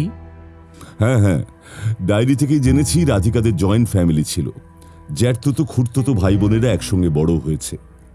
সিএম ওদের বড় জ্যাঠার বড় ছেলে, পুরো ফ্যামিলির বড়ে ভাইয়া। রাধিকা ঋতিকা 2 বোন, ছোট কাকার মেয়ে, সবার খুব আদরের। ডায়েরিতে এসব ইনফরমেশনও আছে? ওইভাবে নয়, কথা প্রসঙ্গে এসেছে। যেমন লিখেছে, আজকে আমার বড় বাপুজি, মেজ বাপুজি, বাপু ওনারা যদি বেঁচে থাকতেন কি খুশি না হতেন। আবার এক জায়গায় লিখেছে, আমাদের ফ্যামিলিতে কেউ কোনোদিন পলিটিক্স করেনি, বড় ভাইয়া জয়েন করলো। আবার ক্যা বাত, সে চিফ মিনিস্টারও হয়ে গেল। আবার এক জায়গায় লিখেছে, ভাইয়া চিফ মিনিস্টার না হলেই ভালো হতো, আগে কত দেখা হতো, গেট টুগেদার হতো, এখন সবই বন্ধ। লোকে ভাবে সিএমের বোন, কত পাওয়ার, সারাক্ষণ নানা ডিমান্ড। আরে বাবা, আমার চেয়ে আমার বেস্ট ফ্রেন্ড কাবেরীর পাওয়ার অনেক বেশি। লোকে মিছিমিছি আমায় ভুল বোঝে। টুকলু পট্টনায়ক, আপনারা কিন্তু ছবিগুলো মাইনুটলি দেখছেন না। কি দেখবো সেটাই তো বুঝতে পারছি না। ঘর ভর্তি লোক আনন্দ করছে, বেবিকে কোলে তুলে নাচছে। এই তো তফাৎ স্যার। দাঁড়ান, এতে ভিডিও রেকর্ডিং আছে, কাউকে দিয়ে করানো হয়েছে, কারণ ওকে দেখা যাচ্ছে। এই যে স্টার্ট করছি, ভালো করে লক্ষ্য করুন। ভিডিও চলছে, বাচ্চাটা ফুঁ দিয়ে ক্যান্ডেল নেভাচ্ছে, সঙ্গে সঙ্গে সিএম টুথপিক দিয়ে বেলুন ফাটাচ্ছেন, গান হচ্ছে। যোগু মামা পজ করলেন। দেখুন এবার। মামা, তুমি কি বেলুনগুলো দেখতে বলছো? রাইট, এতক্ষণে তো ফর্ম খুলেছে টুকলু। এতগুলো বেলুনের মধ্যে দুটো বেলুন দেখেছিস, সবচেয়ে উজ্জ্বল, সাইজেও বেশ বড়। এই দেখ, বাকিগুলোই স্বাভাবিক আওয়াজ হলো, এই দুটো ফাটানোর সময় বিকট শব্দ। কিছু মনে পড়ছে? হ্যাঁ মামা, মুজিবুর এরকম বেলুনের কথাই বলেছিলেন, তার টুকরো তোমার কাছে আছে। ইয়েস, এই ছবির সঙ্গে মিলে গেছে। কাবেরী আর সুমন্তর মুখ ফ্যাকাশে হয়ে গেল, দুজন মুখ চাওয়াচাই করলেন। সোমলতা অবাক হয়ে বলল, কি হলো তোমাদের? তাহলে তাহলে আমরাও দোষী? মানে কি বলছো? যোগুদা, ওই ওই দুটো বেলুন আমরাই সেদিন নিয়ে গেছিলাম। আপনি আপনি নিজের মানুষ, আপনার কাছে কিছু লুকোবো না। সন্ধ্যাবেলায় ওই কোলাবায় গিফট কিনতে এসেছিলাম, গেটওয়ের সামনে একটা বেলুনওয়ালা দাঁড়িয়ে ছিল, সাইকেলের ক্যারিয়ারে বাঁধা বড় বড় রংচঙে গ্যাস বেলুন। ছেলেটা আমাদের দেখে এগিয়ে এলো, রমিতকে গাল টেপে বলল, বেবি বেবি বেলুন বেলুন। মাঝি মাঝি নিন না মাঝি, বহুত ভুক লেগেছে মাঝি, সকাল থেকে খাইনি, অনলি 20 রুপইয়া। আমাদেরও খুব পছন্দ হয়ে গেল, এমন ঝলমলে গ্যাস বেলুন আগে তো দেখিনি। দুটো কিনলাম, একটা রমিত, অন্যটা মুক্তির জন্যে। রমিত খুব খুশি, বেলুনওয়ালাকে বারবার থ্যাংক ইউ দিচ্ছিল। হ্যাঁ, রাতে বাড়িতে ফিরে বেলুনওয়ালার স্কেচ করেছে, একই মুখ বারবার এঁকেছে। আমরা সেদিন ওর স্কেচ বুকে দেখেছি। জানি প্যালিনোপসিয়া, এটা ওর কাছে আশীর্বাদ। ছবি আঁকার ট্যালেন্টের সঙ্গে এই ডিসঅর্ডার ওকে বড় আর্টিস্ট হতে হেল্প করবে। হ্যাঁ, তারপর গাড়ির মধ্যে বেলুন দুটো পড়ে আমরা হোটেলের দিকে রওনা হলাম। যেতে যেতে আমাদের শ্রীমান খুব উদার হয়ে গেল, বলল আজ বোনের বার্থডে, দুটো বেলুনই ওকে গিফট করব। আমরা খুব খুশি হলাম।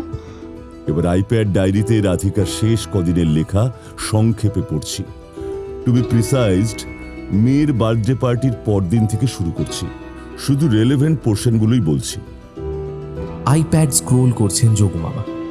কাল মুন্নির বার্থডে পার্টি এত জমজমাট হবে ভাবতেই পারিনি। এত বিখ্যাত মানুষ এসেছেন, আমাদের মেয়েকে আশীর্বাদ করেছেন, এটাই আমাদের বিরাট প্রাপ্তি। আমি সবচেয়ে খুশি হয়েছি আমার স্কুলের পথ শিশুরা আসায়। ওরা এত জাঁকজমক আগে দেখেনি, এত ভালো ভালো খাবার কোনোদিনও খায়নি। আজ সকালে দারুণ এক উপহার পেয়েছি। হোটেল থেকে ব্যাংকোয়েট ম্যানেজার এসে উপস্থিত, বলল, ম্যাডাম, কাল পার্টির পর ব্যাংকোয়েট ক্লিনিং এর সময় দুটো জিনিস পাওয়া গেছে, নিশ্চয়ই আপনাদের কারোর হবে। পকেট থেকে ভেলভেটের দুটো পাউচ বের করলো, হবিকল একরকম দেখতে দুটো সোনার আংটি, মাঝখানে উজ্জ্বল লাল পাথর বসানো। আংটি দুটো অসম্ভব হালকা, সরু তারের মতো পাতলা, কিন্তু কিন্তু খুব সুন্দর দেখতে। না না, আমাদের নয়। আপনার নাও হতে পারে ম্যাডাম, কিন্তু কোনো গেস্টে তো নিশ্চয়ই, হয়তো খুলে পড়েছে, আমাদের হোটেলের নয়। আংটি দুটো রেখে ম্যানেজার চলে গেল। গেস্ট লিস্ট ধরে ধরে সবাইকে ফোন করলাম, সবাই একই কথা বলল, কারোর কিছুই খোয়া যায়নি। আংটি দুটোর ওপর লোভ হচ্ছিল। আইপ্যাডে ছবি তুললাম, তারপর বোনকে ডাকলাম। যোগু মামা থামলেন, বললেন, এই যে ছবিটা দেখো। সবাই অবাক হয়ে আংটিটা দেখছি। ফটোতেও লাল পাথরটা জলজল করছে। বোনের হাতে একটা আংটি তুলে দিলাম। গড গিফট, দুটো পেয়েছি, একটা তুই রাখ। ও তো খুশিতে ডগমগ। পরের দিন বোনেরা ভোরের ফ্লাইটে ফিরে গেছে। বাড়ি ফাঁকা। আজ খুব খুব ইচ্ছা করছে আংটিটা পরতে। আবার ভাবছি কেউ যদি দেখে বলে, এ কি, আমার আংটি আপনি কেন পরছেন? শেষ পর্যন্ত লোভের জয় হলো। ক্যাবিনেট থেকে বের করে পরেই ফেললাম। কি আশ্চর্য, আংটিটা আঙ্গুলে গলানোর সঙ্গে সঙ্গে শরীর একেবারে জুড়িয়ে গেল। গত কদিন ধরে যা ধকল গেছে, খুব ক্লান্ত ছিলাম। আংটিটা পরার পরে সব ক্লান্তি আমার দূর হয়ে গেল। আংটিটা কি দিয়ে তৈরি কে জানে? কাল ঢল ঢল করছিল, আজ বেশ ফিট করে গেছে। কে জানে, কোনো এলিয়েন হয়তো মুন্নির বার্থডে পার্টিতে এসেছিল, গিফট দিয়ে গেছে। আংটিটা আঙ্গুলে আরো টাইট হয়ে গেছে। আংটিতে হাত ছোঁয়ালেই শরীরটা অবশ লাগছে। কিছু বুঝতে পারছি না। আংটিটা চামড়ার সাথে গেঁথে যাচ্ছে। নতুন উপসর্গ হলো মাঝে মাঝে ওর ভেতর থেকে কারেন্টের একটা শক দেয়। শরীরটা আমার ঝিমঝিম করে ওঠে। লক্ষ্য করেছি যখন নতুন কোনো জায়গায় যাই বা লোকের সঙ্গে কথা বলি, তখনই আমার এইরকম ঘটে। চেষ্টা করেও আংটিটা খুলতে পারছি না। পঞ্চম, ষষ্ঠ, সপ্তদিন ডায়েরি লেখেনি রাধিকা। মাঝে আবার ডায়েরি নেই। ব্যাপারটা আমি কারোর সঙ্গে শেয়ার করতে পারছি না, কেউ বিশ্বাস করবে না। একবার ভাবছি আমি কাবেরীকে বলি, তারপর ভাবছি ও যদি বলে, প্রথম তুই যেদিন পেয়েছিলি সেদিন আমায় বলিসনি কেন? আংটিটাকে আমি আর সহ্য করতে পারছি না। সবসময় মনে হচ্ছে কেউ আমায় ফলো করছে। কিছু ভালো লাগছে না। কাল রাতে ভেবেছিলাম রবিকে সবটা বলবো, কিন্তু ও ঘুমিয়ে পড়লো। আজ ঠিক করেছি বম্বে স্কোয়ার মলে জুয়েলারির দোকানে যাব। ওদের দিয়ে এটা খোলাবো। কাল দোকানে অদ্ভুত কথা বললো এমনভাবে আটকে গেছে, না কেটে বের করা যাবে না। আজ কাটার আসবে, আজ সন্ধেবেলায় যাব। আংটির হাত থেকে আমাকে রেহাই পেতেই হবে। রাতে রবিকে একটু একটু বলেছি, যা ভেবেছি তাই। একটুও বিশ্বাস করেনি রবি। এটাই শেষ দিনের ডায়েরি, শনিবারের সকালে লেখা। রাধিকা ওই দিন সন্ধেবেলা শেষবারের মতো মলে গেছিল। যোগু মামা থামলেন, তারপর বললেন, বুঝতে পারছো, এখন দরকার প্রমাণ। আমরা খুব লাকি, ঋতিকার কাছে সেকেন্ড পিসটা থেকে গেছে, সঙ্গে নিয়ে আসছে। পারবে। ওকে বলে দিয়েছি মুখ বন্ধ কাচের কৌটোয় 100 ml জল ভরে তার মধ্যে চুবিয়ে রাখতে। জল সবকিছুকেই নিষ্ক্রিয় করে দেয়। পট্টনায়ক আঙ্কেলের ফোন বাজছে। हेलो, यस भेज दिया, ओके, हाँ वी आर रेडी, ঠিক আছে।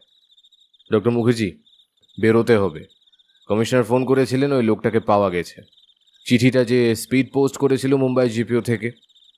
পুলিশ চেষ্টা করলে পারে না এমন কিছু নেই। ঠিক 2 দিনের মাথায় ধরে ফেলল। কোত্থেকে ওকে পাওয়া গেছে? ধারাবি বস্তি থেকে, গোয়ানিস ক্রিশ্চান। বডি সার্চ করে লোকআপে রাখা আছে। সেকেন্ডলি, মলের কিছু সিসিটিভি ক্যামেরার ফুটেজ পাওয়া গেছে। জুয়েলারি শপের থেকে দূরে বসানো ছিল। একটু ডিস্টেন্স হলেও সিকোয়েন্স মোটামুটি বোঝা যাচ্ছে। গুড, আমরা বেরোচ্ছি। সরি টুকলু, কিছু করার নেই। তুই সোমলতাকে নিয়ে ঘুরে টুরে আয়। মনে হচ্ছে সব কাজ মিটিয়ে ফিরতে ফিরতে 7টা হয়ে যাবে। ফিরে একসঙ্গে ডিনার করব।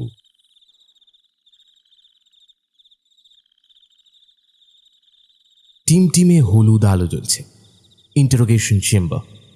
টেবিলের একদিকে বসে আছেন police commissioner JP ডাঙ্গে, Jagabandhu Mukherjee এবং সত্য সাধন পট্টনায়ক। 2জন পুলিশ পাহারা দিয়ে লোকটাকে নিয়ে এলো। বয়স ওই 30-35, জিন্সের ট্রাউজার আর বুশ শার্ট, সন্ত্রস্ত দৃষ্টি। পুরো বডি সার্চ হয়েছে?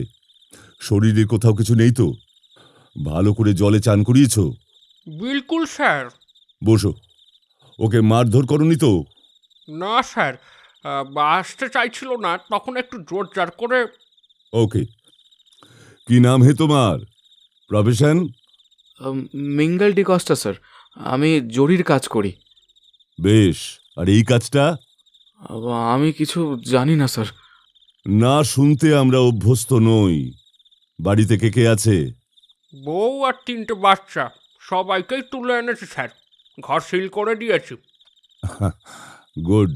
Very good. বউকে বড় বড় চার্জ লাগিয়ে লেডি সেকশনে হ্যান্ড ওভার করে দাও। যা করার ওরাই করে দেবে। আর বাচ্চাগুলোকে জাস্ট ফিনিশ। স্যার স্যার সত্যি বলছি। Shut up! যোগুমামা চিৎকার করে উঠেছেন, তার চোখ দিয়ে আগুন বেরোচ্ছে। মিঙ্গেল, ঠিক 1 মিনিট সময়, প্রতিটা ইনফরমেশন চাই। 1 মিনিট 1 সেকেন্ড হলে আর সুযোগ পাবে না। Time starts now. যোগুমামা গটগট করে বেরিয়ে গেলেন।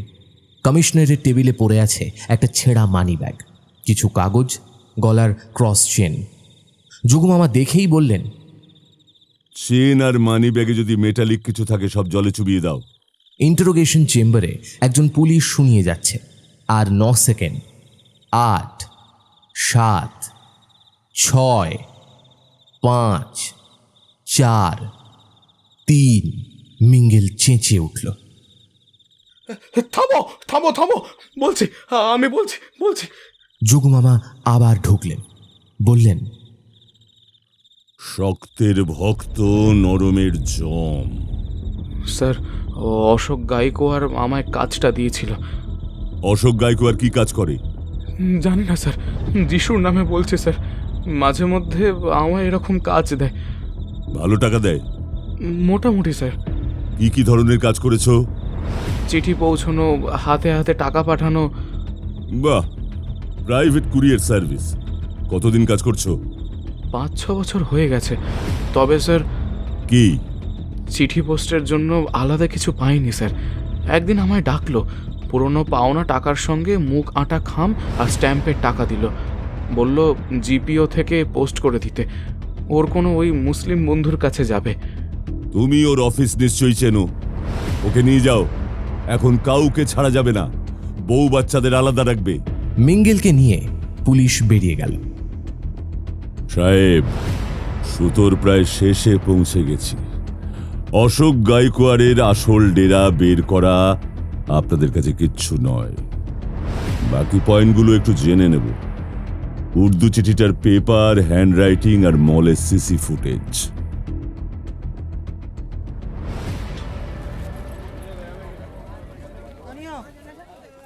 সন্ধে 6:50। মেঘলা দিনে অন্ধকার ঘনিয়ে এসেছে। গেটওয়ের সামনে ট্যাক্সি ছেড়ে দিয়ে হোটেলের দিকে হাঁটছে টুকলু আর সোমলতা। চারিদিকে আলো জ্বলে উঠল। পুরো এলাকা জুড়ে অন্য দিনের মতো মেলা বসে আছে। দেশি বিদেশি ট্যুরিস্টের ভিড়। সমুদ্র থেকে ঝোড়ো বাতাস বইছে। সোমলতা থমকে দাঁড়িয়েছে। টুকলুদা, কি? একটা বেলুনওয়ালা। কিছু দূরে রং বেরঙের গ্যাস বেলুন নিয়ে একটা ছেলে দাঁড়িয়ে আছে। সামনে কচিকাচাদের ভিড়। তুমি বেলুনওয়ালা দেখলেই সাসপেক্ট করছো। চলো, মামা এসে খুঁজবেন। দুপুরের পর থেকে যোগুমামার সঙ্গে যোগাযোগ বিচ্ছিন্ন। ওর মোবাইল সুইচড অফ। পট্টনায়কের ফোন খোলা, কিন্তু তিনি ফোন ধরেননি, কল ব্যাকও করেননি। টুকলুর খুব রাগ হচ্ছে। আশ্চর্য, টেনশন করাটা কি বড়দেরই একচেটিয়া রাইট? টুকলুর টেনশনও হচ্ছে, ওদের কোনো বিপদ হলো না তো?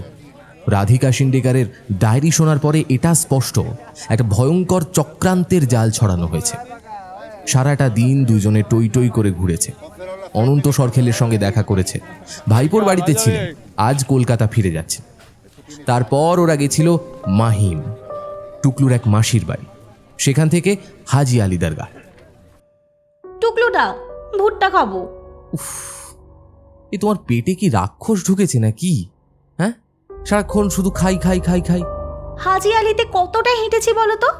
এই টুকলুদা, এই লোকটাকে চেনা চেনা লাগছে না?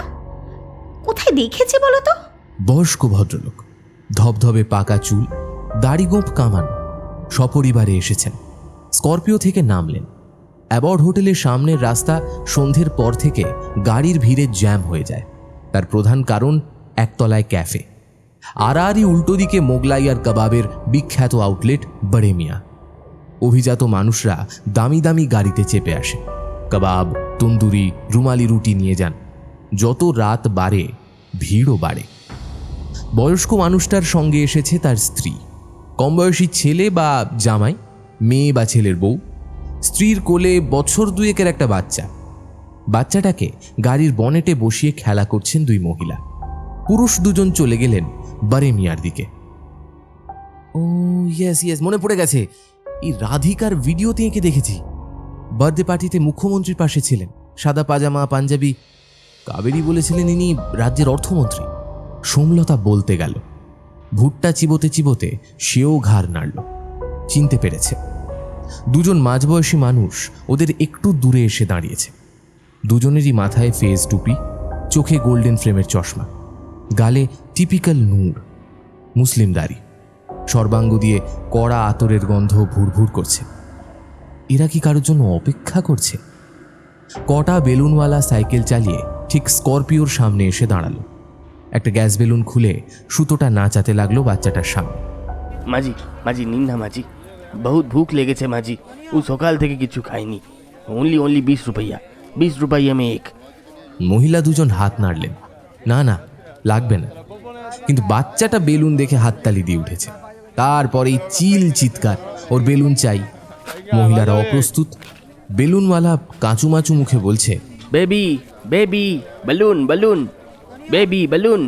সহসা টুকলুর মগজে বিদ্যুৎ খেলে গেল। আরে, এ তো সেই ছেলেটা। রমিতের স্কেচবুকের পোর্ট্রেট দেখেছে। ওকে ওকে এখনই ধরতে হবে, এরকম সুযোগ আর পাওয়া যাবে না। কিন্তু মামা যে নেই, এতখানি রিস্ক নেওয়া কি উচিত হবে? সোমলতা টুকলুর হাত চেপে ধরেছে।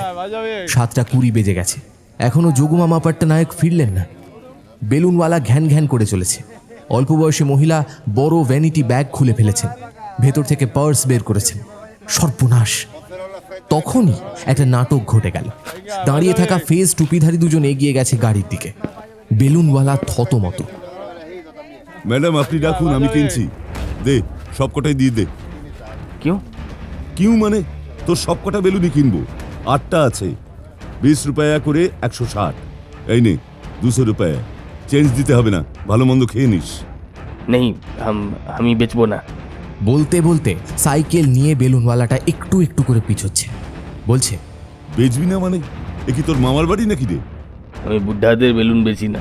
চট করে সাইকেলের মুখ ঘুরিয়ে ফেলেছে। পরক্ষণেই পাই পাই করে সাইকেল চালিয়ে দিয়েছে। ফুটপাতে দাঁড়িয়েছিল দুটো এনফিল্ড বুলেট, গর্জন করে উঠল।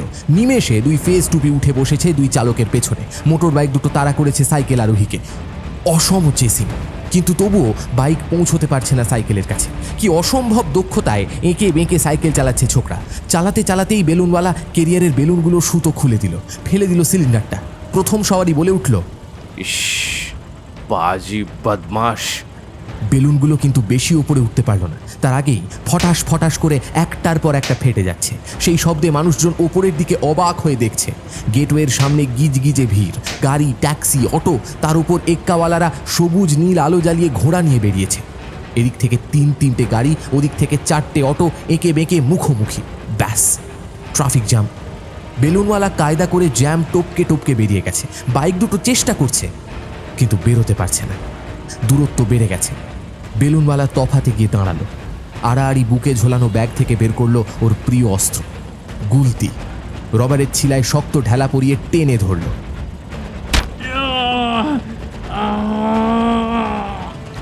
অব্যর্থ লক্ষ্য।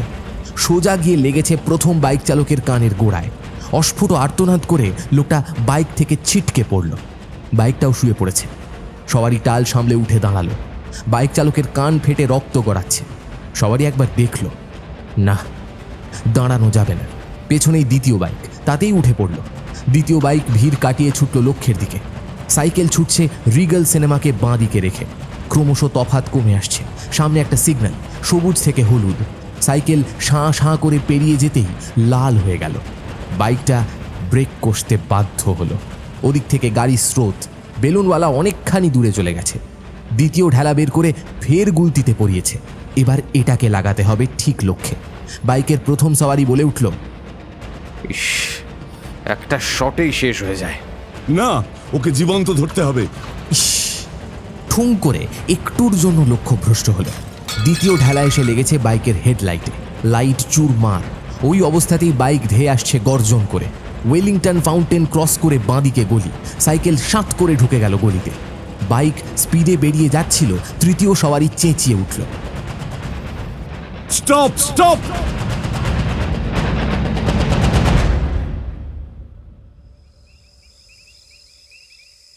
বেলুনওয়ালা গলিতে ঢুকে গেছে। সাইকেল টেনে নিঃশব্দে একটা বাড়ির গা ঘেঁষে দাঁড়িয়ে আছে। ওর গুলতিতে 3 নম্বর ঢেলা রেডি। ও দেখতে পাচ্ছে বাইকটা একটু থেমে ফের গর্জন করে এগিয়ে আসছে। মুখে স্বস্তির চিহ্ন ফুটে উঠল। যা, খুঁজে মর্গে। পকেট থেকে মোবাইল ফোন বের করলো। বাবা, আজ একটুর জন্য বেঁচে গেছে। বসকে এক্ষুনি জানাতে হবে। গলির দিক থেকে একটা গাড়ির আওয়াজ। বেলুনওয়ালা সন্ত্রস্ত। পুলিশের বড় ভ্যান আসছে। হেডলাইট জেলে আসছে গাড়িটা। বেলুনওয়ালা সিঁটিয়ে গেছে বাড়ির থামের আড়ালে। সাইকেলটা লাইট পোস্টের গায়ে দাঁড় করানো। সাইকেলের সামনে এসে দাঁড়ালো ভ্যান।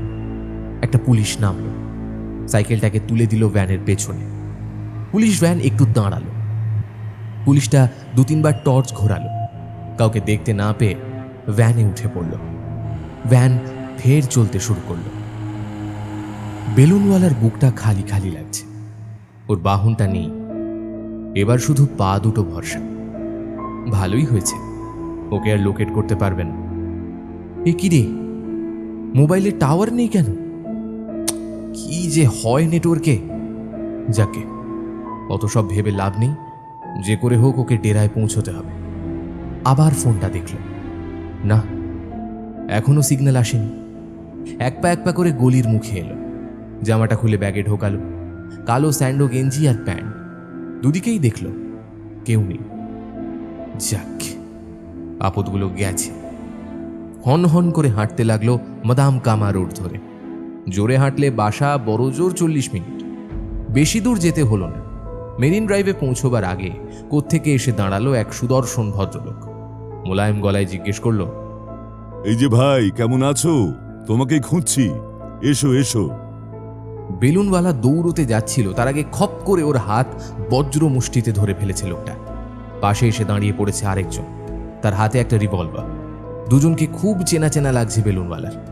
প্রথমজন বলল, তোমার খেলা শেষ, অনেক জ্বালিয়েছ, এবার আমাদের পালা শুরু। বেলুনওয়ালা অসহায় চোখে তাকায়। সেই ঢাউস পুলিশ ভ্যানটা কোথাও যায়নি।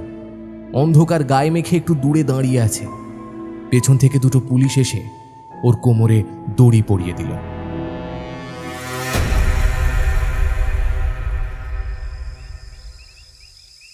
আজ ফিরতে বেশ দেরি হয়ে গেছে। নরওয়ে থেকে একটা ডেলিগেশন এসেছিল। তাদের সঙ্গে সারাদিন ধরে মিটিং সেমিনার হয়েছে। খুব ক্লান্ত লাগছে। সন্ধ্যের পর থেকে দুবার তার দ্বিতীয় প্রাইভেট নাম্বারে হোয়াটসঅ্যাপ মেসেজ এসেছে। দুবারই জানিয়েছেন ফ্রি হননি, ফ্রি হলে ডেকে নেবেন। স্কাইপে ডেকে নিলেন। ভিডিও কল শুরু হয়ে গেল। বলুন যে সাহেব, কেমন আছেন? চলে যাচ্ছে, কিন্তু আপনার ব্যাপার কি স্যার? সকাল থেকে ধরতে পারছিলাম না। হ্যাঁ সাহেব, এনিথিং আর্জেন্ট? ইয়েস প্রফেসর, একটু টেনশন হচ্ছে। কেন? সব তো ঠিকঠাকই এগোচ্ছে। গভর্নমেন্টের মাথা খারাপ হয়ে গেছে। সিএম এর কাজিন সুইসাইড বম্বার। সত্যি সাহেব, আপনার তুলনা নেই।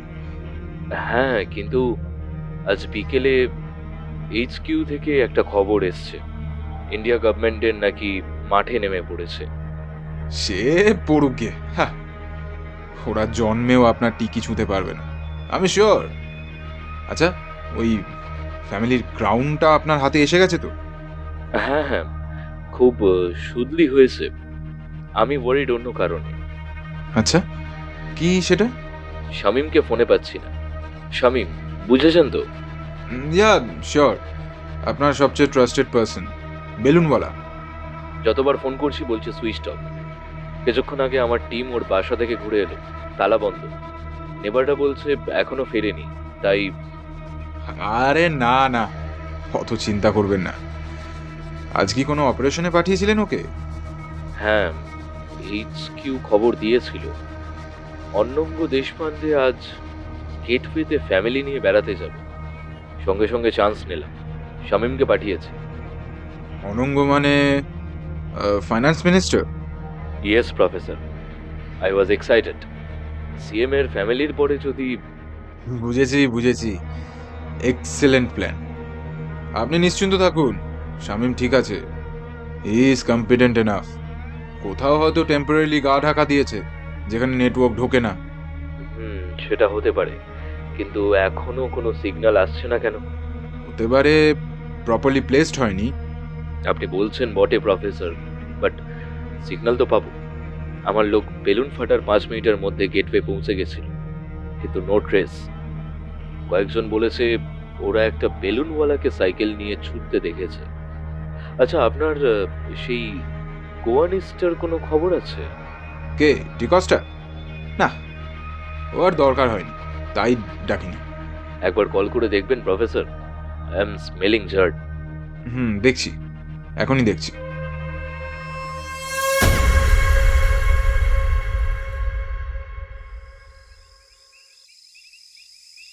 যান্ত্রিক শব্দ করে কলিং বেলটা বেজে উঠল। প্রফেসরের ভুরু কুঁচকে উঠল। রাত 1টা। এত রাতে কে এলো?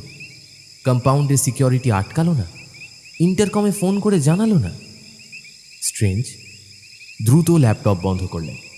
ফোন দুটো পকেটে ভরে দরজার কাছে এসে আই হলে চোখ রাখলেন। চমকে উঠলেন। ডিকস্টা এই সময় কি করে পেল এই বাড়ির অ্যাড্রেস? খুলবেন না। যদি কোনো আর্জেন্ট মেসেজ থাকে, অন্য কারোর কাছ থেকে অ্যাড্রেস জোগাড় করে চলে এসেছে। দোনামোনা নিয়ে দরজা ফাঁক করলেন। বিরক্তির সুরে বললেন, কি ব্যাপার তোমার? কোনো খবর না নিয়ে? Urgent sir.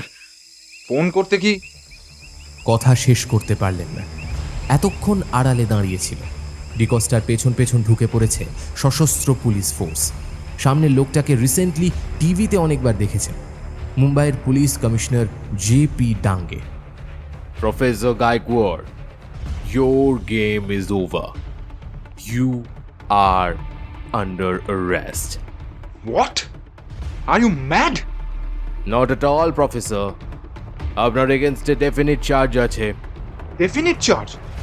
কিরকম? দেশদ্রোহিতা, টেররিজম। আমাদের কাছে ডেফিনিট প্রুফ আছে। আর এই যে ডিকস্টা, ও আমাদের উইটনেস। কি বলছেন কমিশনার সাহেব? আমি IIT senior scientist, state science and technology ministry advisor. ওই একটা ফালতু লোক কি বললো? 1 minute, let me call the minister. কোনো লাভ নেই প্রফেসর। হাইস্ট লেভেল থেকে কনফারেন্স নিয়ে আমরা এসেছি। আরও জেনে রাখুন, আপনার কাউন্টার পার্টির ডেনেও একই সঙ্গে এখন রেড হচ্ছে। ডিজি সাহেব নিজে সেখানে গেছেন। এই আপনারা ওনার বডি ফুল সার্চ করুন, মোবাইল, ল্যাপটপ সব সিজ করুন। তারপর পুরো ফ্ল্যাট থরলি, যেরকম কথা হয়েছে। প্রফেসরের চোখের দৃষ্টি দ্রুত নিভে আসছে। সামনে পাথরের দেওয়াল, পালাবার পথ নেই।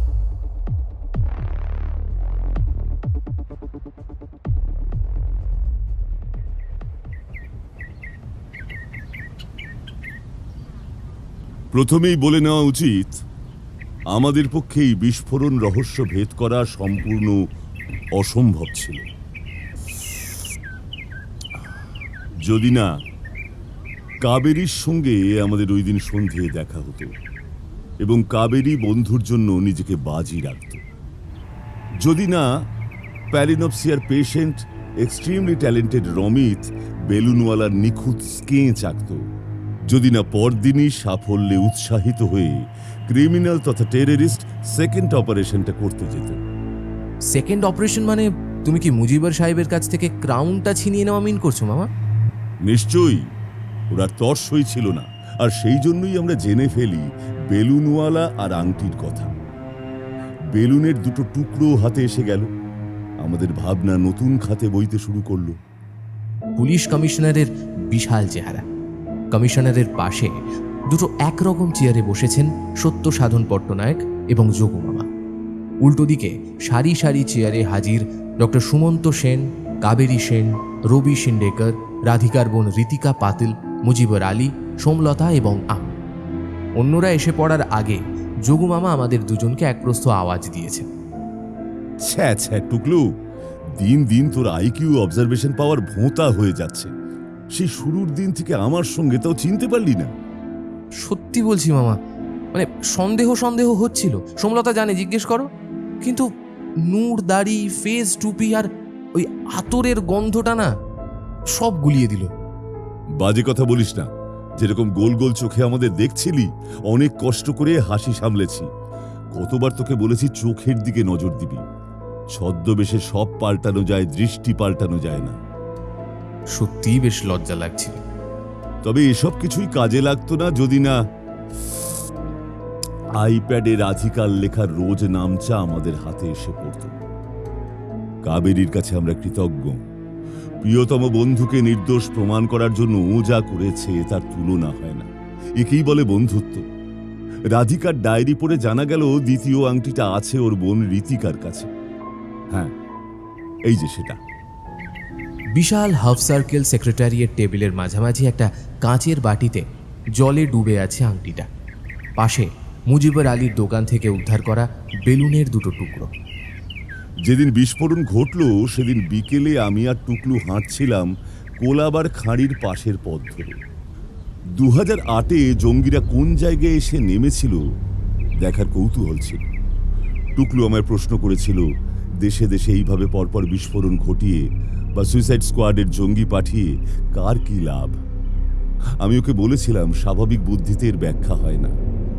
এই মৌলবাদী টেররিস্টদের একটাই উদ্দেশ্য, সারা পৃথিবীর শান্তিপ্রিয় মানুষকে সবসময় আতঙ্কে রাখা, প্রতিদিন বুঝিয়ে দেওয়া ওদের ধর্মের মানুষরাই পৃথিবীকে শাসন করবে, সবক শেখাবে বাকিদের। অন্য ধর্মের মানুষদের থাকতে হবে তাদের পায়ের তলায়। ওরা ফিরিয়ে আনবে বর্বর শাসন ব্যবস্থা। কোনো গণতন্ত্র থাকবে না। মেয়েদের থাকতে হবে হিজাবের আড়ালে, ঘরে বন্দী। সুতরাং এবারের বিস্ফোরণ রহস্য সমাধান এবং উগ্রপন্থীদের দুটো মূল চক্রী বা পাণ্ডাকে ধরে ফেলতে পারলেও আগামী দিনে যে আবার হানা বা বিস্ফোরণ ঘটবে না এ কথা বলা যাবে না। যতদিন না আড়ালে যারা থেকে পৈশাচিক কাণ্ড ঘটিয়ে চলেছে তাদের সমূলে উপড়ে ফেলা যাবে, ততদিন বর্বর অত্যাচার, আতঙ্ক, মৃত্যু চলতেই থাকবে। হ্যাঁ, আমি ISIS এর কথা বলছি। আল কায়দা, তালিবান, মুজাহিদিন, এদের সবার ওপরে এখন ওরা। আমাদের প্রতিবেশী রাষ্ট্র সিরিয়া, ইরাক ও মধ্যপ্রাচ্যে ওদের ঘাঁটি। কোটি কোটি টাকা দিয়ে ওরা দেশে দেশে এজেন্ট পোষে। আশ্চর্য ব্যাপার কি জানেন? তাদের মধ্যে খ্রিস্টান, বুদ্ধিস্ট, হিন্দুরাও আছে। যেমন মুম্বাইতে senior professor Ashok Gaikwad. Right. সবার উপরে অর্থ সত্য, তাহার উপরে নাই। তবে ওরা অন্য ধর্মের এজেন্ট রাখলেও মাথার ওপর রাখে নিজের ধর্মের মানুষকে। এখানেও তাই ছিল। আঙ্কেল, একটু গুছিয়ে বলবে প্লিজ? ঠিক ঠিক, সরি সোমলতা, সোজাসুজি বলছি। শোনো, জঙ্গিরা টার্গেট করেছিল সিএমকে। ওদের কাছে খবর ছিল তিনি ভাগ্নির বার্থডে পার্টিতে যাচ্ছেন। সেই মতো শামীম আগে হোটেলে এসেছিল বেলুন বেচতে। হোটেল অ্যালাউ করেনি। তারপর ঘটনাচক্রে কাবেরী সুমন্তরা দুটো বেলুন কিনে নিয়ে যায় হোটেলে। সেগুলো ফাটানো হয়, কিন্তু পাতলা আংটি দুটো কারো হাতে পড়েনি, ফলে সিএম বেঁচে যায়। Sorry, again I say sorry Somlata. সবচেয়ে আগে আমারই বলা উচিত ছিল গ্যাস বেলুন আর আংটির কারিগর। ইউনিক কনসেপ্ট, স্বীকার করতেই হবে। পাতলা সোনালি আংটিটা দেখতে যতটা অ্যাট্রাকটিভ, আসলে ততটাই ভয়ঙ্কর। মার্ডার ওয়েপেন, অ্যালুমিনিয়াম জাতীয় ধাতুর উপরে গোল্ড প্লেটেড, তাই অত হালকা। আর চুনির মতো দেখতে জলজলে পাথরটা কি জানেন? ট্র্যাকার কাম এক্সপ্লোসিভ। ট্র্যাকার কি বলুন তো? Latest technology. ট্র্যাকার এমন এক যন্ত্র যার সাহায্যে অন্য বস্তুকে ট্র্যাকিং অর্থাৎ তার গতিবিধিকে নজরদারি করা যায়। ট্র্যাকার টেকনোলজিকে নানা কাজে লাগানো হচ্ছে, সে রোজকার জীবনে হোক কি পুলিশ ডিফেন্সে হোক। এই যে ধরুন জিপিআরএস সিস্টেমের সাহায্যে আমরা ফোন, কম্পিউটার বা ল্যাপটপ থেকে লোকেশন খুঁজে বের করছি, এও এক ধরনের ট্র্যাকিং। ট্র্যাকিং করার মাধ্যম হচ্ছে ইন্টারনেট, আরও স্পেসিফিক্যালি স্যাটেলাইট। কিন্তু একই সঙ্গে ট্র্যাকার কাম এক্সপ্লোসিভ। কোথায় ঘুরতো স্বামী? হয় গেটওয়ে অফ ইন্ডিয়ার কাছে, নয় চৌপাট্টি বিচে। যেমন যেমন বস খবর পাঠাতো, সেদিন যেমন খবর পেয়েছিল ফুল ফ্যামিলি নিয়ে অর্থমন্ত্রী গেটওয়ে এলাকায় যাবেন, সঙ্গে সঙ্গে সে হাজির। সেই এক বুলি, বহুত ভুখ লেগেছে, কিছু খায়নি। মামা, আমাদের অনন্তবাবু কি ওদের পাল্লাতে পড়েছিলেন? তা নয় তো কি। সাউথ ইন্ডিয়ান তিনজন নির্ঘাত কোনো ভিআইপি ফ্যামিলি, অন্য স্টেটের কোনো মিনিস্টারের ছেলে বা মেয়ে। বেলুন ফেটে আংটি যখন ছিটকে গেল, বস নিশ্চয়ই ট্র্যাকিং করে দেখেছে অনন্তবাবুর কাছাকাছি পড়েছে। তাই বেচারিকে ধরে রগড়ানি, জামা কাপড় খুলিয়ে অত্যাচার। মনে হয় আংটিটা বালিতে মিশে গেছিল, তাই আর পায়নি। আঙ্কেল, এই বেলুন আংটির অপারেশন ঠিক কতদিন ধরে চলছে তা কি কিছু জানা গেছে? হ্যাঁ, ওদের প্রোগ্রাম ক্র্যাক করে পেয়েছি। 30-32 দিন। প্রথম লটে বেলুন আসে 2000, আংটি 1000। গোডাউন থেকে আংটি পাওয়া গেছে 947টা। তার মধ্যে নিশ্চয়ই কিছু এধার ওধার পড়ে নষ্ট হয়ে থাকবে। তাহলে তো ভয়ের কথা মামা। না রে, অন্তত এই অপারেশনে আর নেই, কারণ সমস্ত কম্পিউটার ল্যাপটপ সিজ করে সব প্রোগ্রামিং নিষ্ক্রিয় করে দেওয়া হয়েছে। কাদের কাদের কাছে আংটি গেছে তার লিস্টও 2-1 দিনে পাওয়া যাবে। যোগু মামা থামলেন। সকলের স্বস্তির নিঃশ্বাস পড়ল। কমিশনার ডাঙ্গে মামার দিকে অর্থপূর্ণ চোখে তাকালেন। মামা ঘাড় নাড়লেন। মুজিবর, আপনাকে আজ কেন ডেকেছি জানেন? জানি চাচা, কিভাবে আল্লাহর রহমতে আমি বেঁচে গেছি সেটা শোনাতে। আল্লাহ, বহুত মেহরবানি তোমার, বহুত মেহরবানি। না মুজিবর, আপনাকে আপনার মায়ের সম্পত্তি ফেরত দেব। ডাঙ্গে সাহেব, দিন। যোগু মামা তোয়ালে জড়ানো কাঠের বাক্স তুলে আনলেন। তোয়ালে সরিয়ে বাক্সটা খুলতেই আবার চোখ ধাঁধিয়ে গেল। সোনার মুকুট, খুশাওয়াত খানের সেই দুর্লভ ব্রিটিশ ক্রাউন। ওয়াহ ওয়াহ, মিল গয়া। আমি কিভাবে আপনার শুক্রিয়া আদা করব বুঝতে পারছি না চাচা। আল্লাহর কৃপা আছে আপনার ওপরে। আনন্দে লাফিয়ে উঠেছেন মুজিবর। মামার দুটো হাত জড়িয়ে ধরেছেন। আনন্দে তার চোখে জল এসে গেছে। শান্ত হন মুজিবর, ভালোর সঙ্গে খারাপও আছে। আপনার জন্য একটা খারাপ খবরও আছে। আবার কি হয়েছে চাচা? মেরে তরফ সে কোই গলতি? না মুজিবর, অন্যভাবে আপনি রিলেটেড। আমরা টেররিস্টদের যে 2 পান্ডাকে অ্যারেস্ট করেছি, তাদের একজন শুনলেন তো, প্রফেসর অশোক গায়কোয়াড়। দ্বিতীয়জন হচ্ছে তার বস, হেডকোয়ার্টারের খাস লোক মোহাম্মদ জালাল উদ্দিন। সেই গুন্ডা বাহিনী পোষে। শামীম তার সেনাপতি। জালাল উদ্দিন? কোন জালাল উদ্দিন? হ্যাঁ মুজিবর, আপনি যা ভাবছেন তাই। আপনার একমাত্র বোনের হাজবেন্ড, ইন্ডিয়ায় আইসিসের হেড। মুজিবর স্তম্ভিত। মুহূর্তে চোখ মুখ পাথর, বাকরুদ্ধ। আপনার মুখে প্রথম দিন ফ্যামিলি প্রবলেম শুনেই সন্দেহ হয়েছিল পাক চাচার গল্পটা সাজানো নয় তো। এত যুগ পরে কোত্থেকে মুকুটের খবরটা পাবে আপনার পাকিস্তানি রিশতেদাররা? পরের দিনই মুকুট ছিনতাইয়ের ঘটনাটা ঘটে গেল। নিশ্চিত হয়ে গেলাম আপনার বাড়ির লোক এর মধ্যে জড়িত আছে। তারপর পোস্ট অফিসের সিসি ক্যামেরা ফুটেজ থেকে ধরে ফেলা গেল মিঙ্গেল ডিকস্টাকে। পৌঁছে গেলাম অশোক গায়কোয়াড় পর্যন্ত। ওদিকে একটানা interrogation, electric shock, lie detector, মৃত্যু ভয় দেখাতে দেখাতে একসময় শামীম আর জুঝতে পারল না, ব্রেক করল। বলে দিল ওর হেড বসের নাম। ওকে নিয়েই রেড হয়েছে আপনার বোনের বাড়ির একতলায়। জালাল উদ্দিনের ঘর থেকে পাওয়া গেল আপনার বাক্সটা। মুজিবর ফ্যাল ফ্যাল করে চেয়ে আছে, শূন্য দৃষ্টি।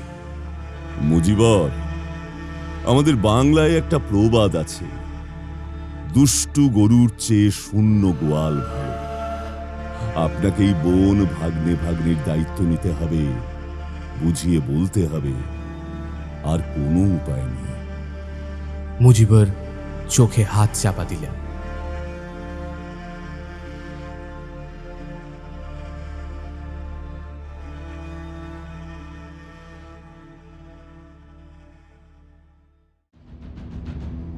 এতক্ষণ আপনি শুনছিলেন আড়ালে যারা থাকে। রচনা ত্রিদীপ কুমার চট্টোপাধ্যায়। গল্প পাঠ তথা টুকলুর ভূমিকায় ছিলাম আমি সায়ন্তন। যোগুমামার ভূমিকায় ছিলেন শ্রদ্ধেয় স্যার শ্রী নরেন ভট্টাচার্য। অনন্তবাবুর ভূমিকায় ছিলেন পার্থ মুখোপাধ্যায়। অন্যান্য চরিত্রে আমার সাথে ছিল তৃষা, নীল, দেবাজিৎ, রৌনক, সৌমদ্বীপ, সৌরভ, সৌমিক, রুভিনা, নীল, সৃষ্টি, আর্য, শঙ্খ, শুভম এবং রমাকান্ত। গল্পের নাট্যরূপ নির্মাণ এবং অডিও রূপান্তর করেছে অনিন্দিতা তরফদার। ধ্বনি পরিকল্পনা এবং আবহ সঙ্গীত আর্য। গল্পের প্রচ্ছদ নির্মাণ পিক্সেলেট থেকে সৌভিক। কেমন লাগলো আজকের গল্পটা? যদি গল্পটা আপনাদের ভালো লেগে থাকে অবশ্যই ভিডিওটিকে একটি লাইক করে দেবেন, চ্যানেলটা সাবস্ক্রাইব করতে ভুলবেন না, বেল আইকনে ক্লিক করে দেবেন সমস্ত গল্পের আপডেট এবং নোটিফিকেশনস সবার আগে পাওয়ার জন্য। আগামী পর্বে আবার দেখা হবে আপনাদের সাথে আরও একটি নতুন গল্প নিয়ে। সবাই খুব ভালো থাকবেন, সুস্থ থাকবেন। শুভরাত্রি।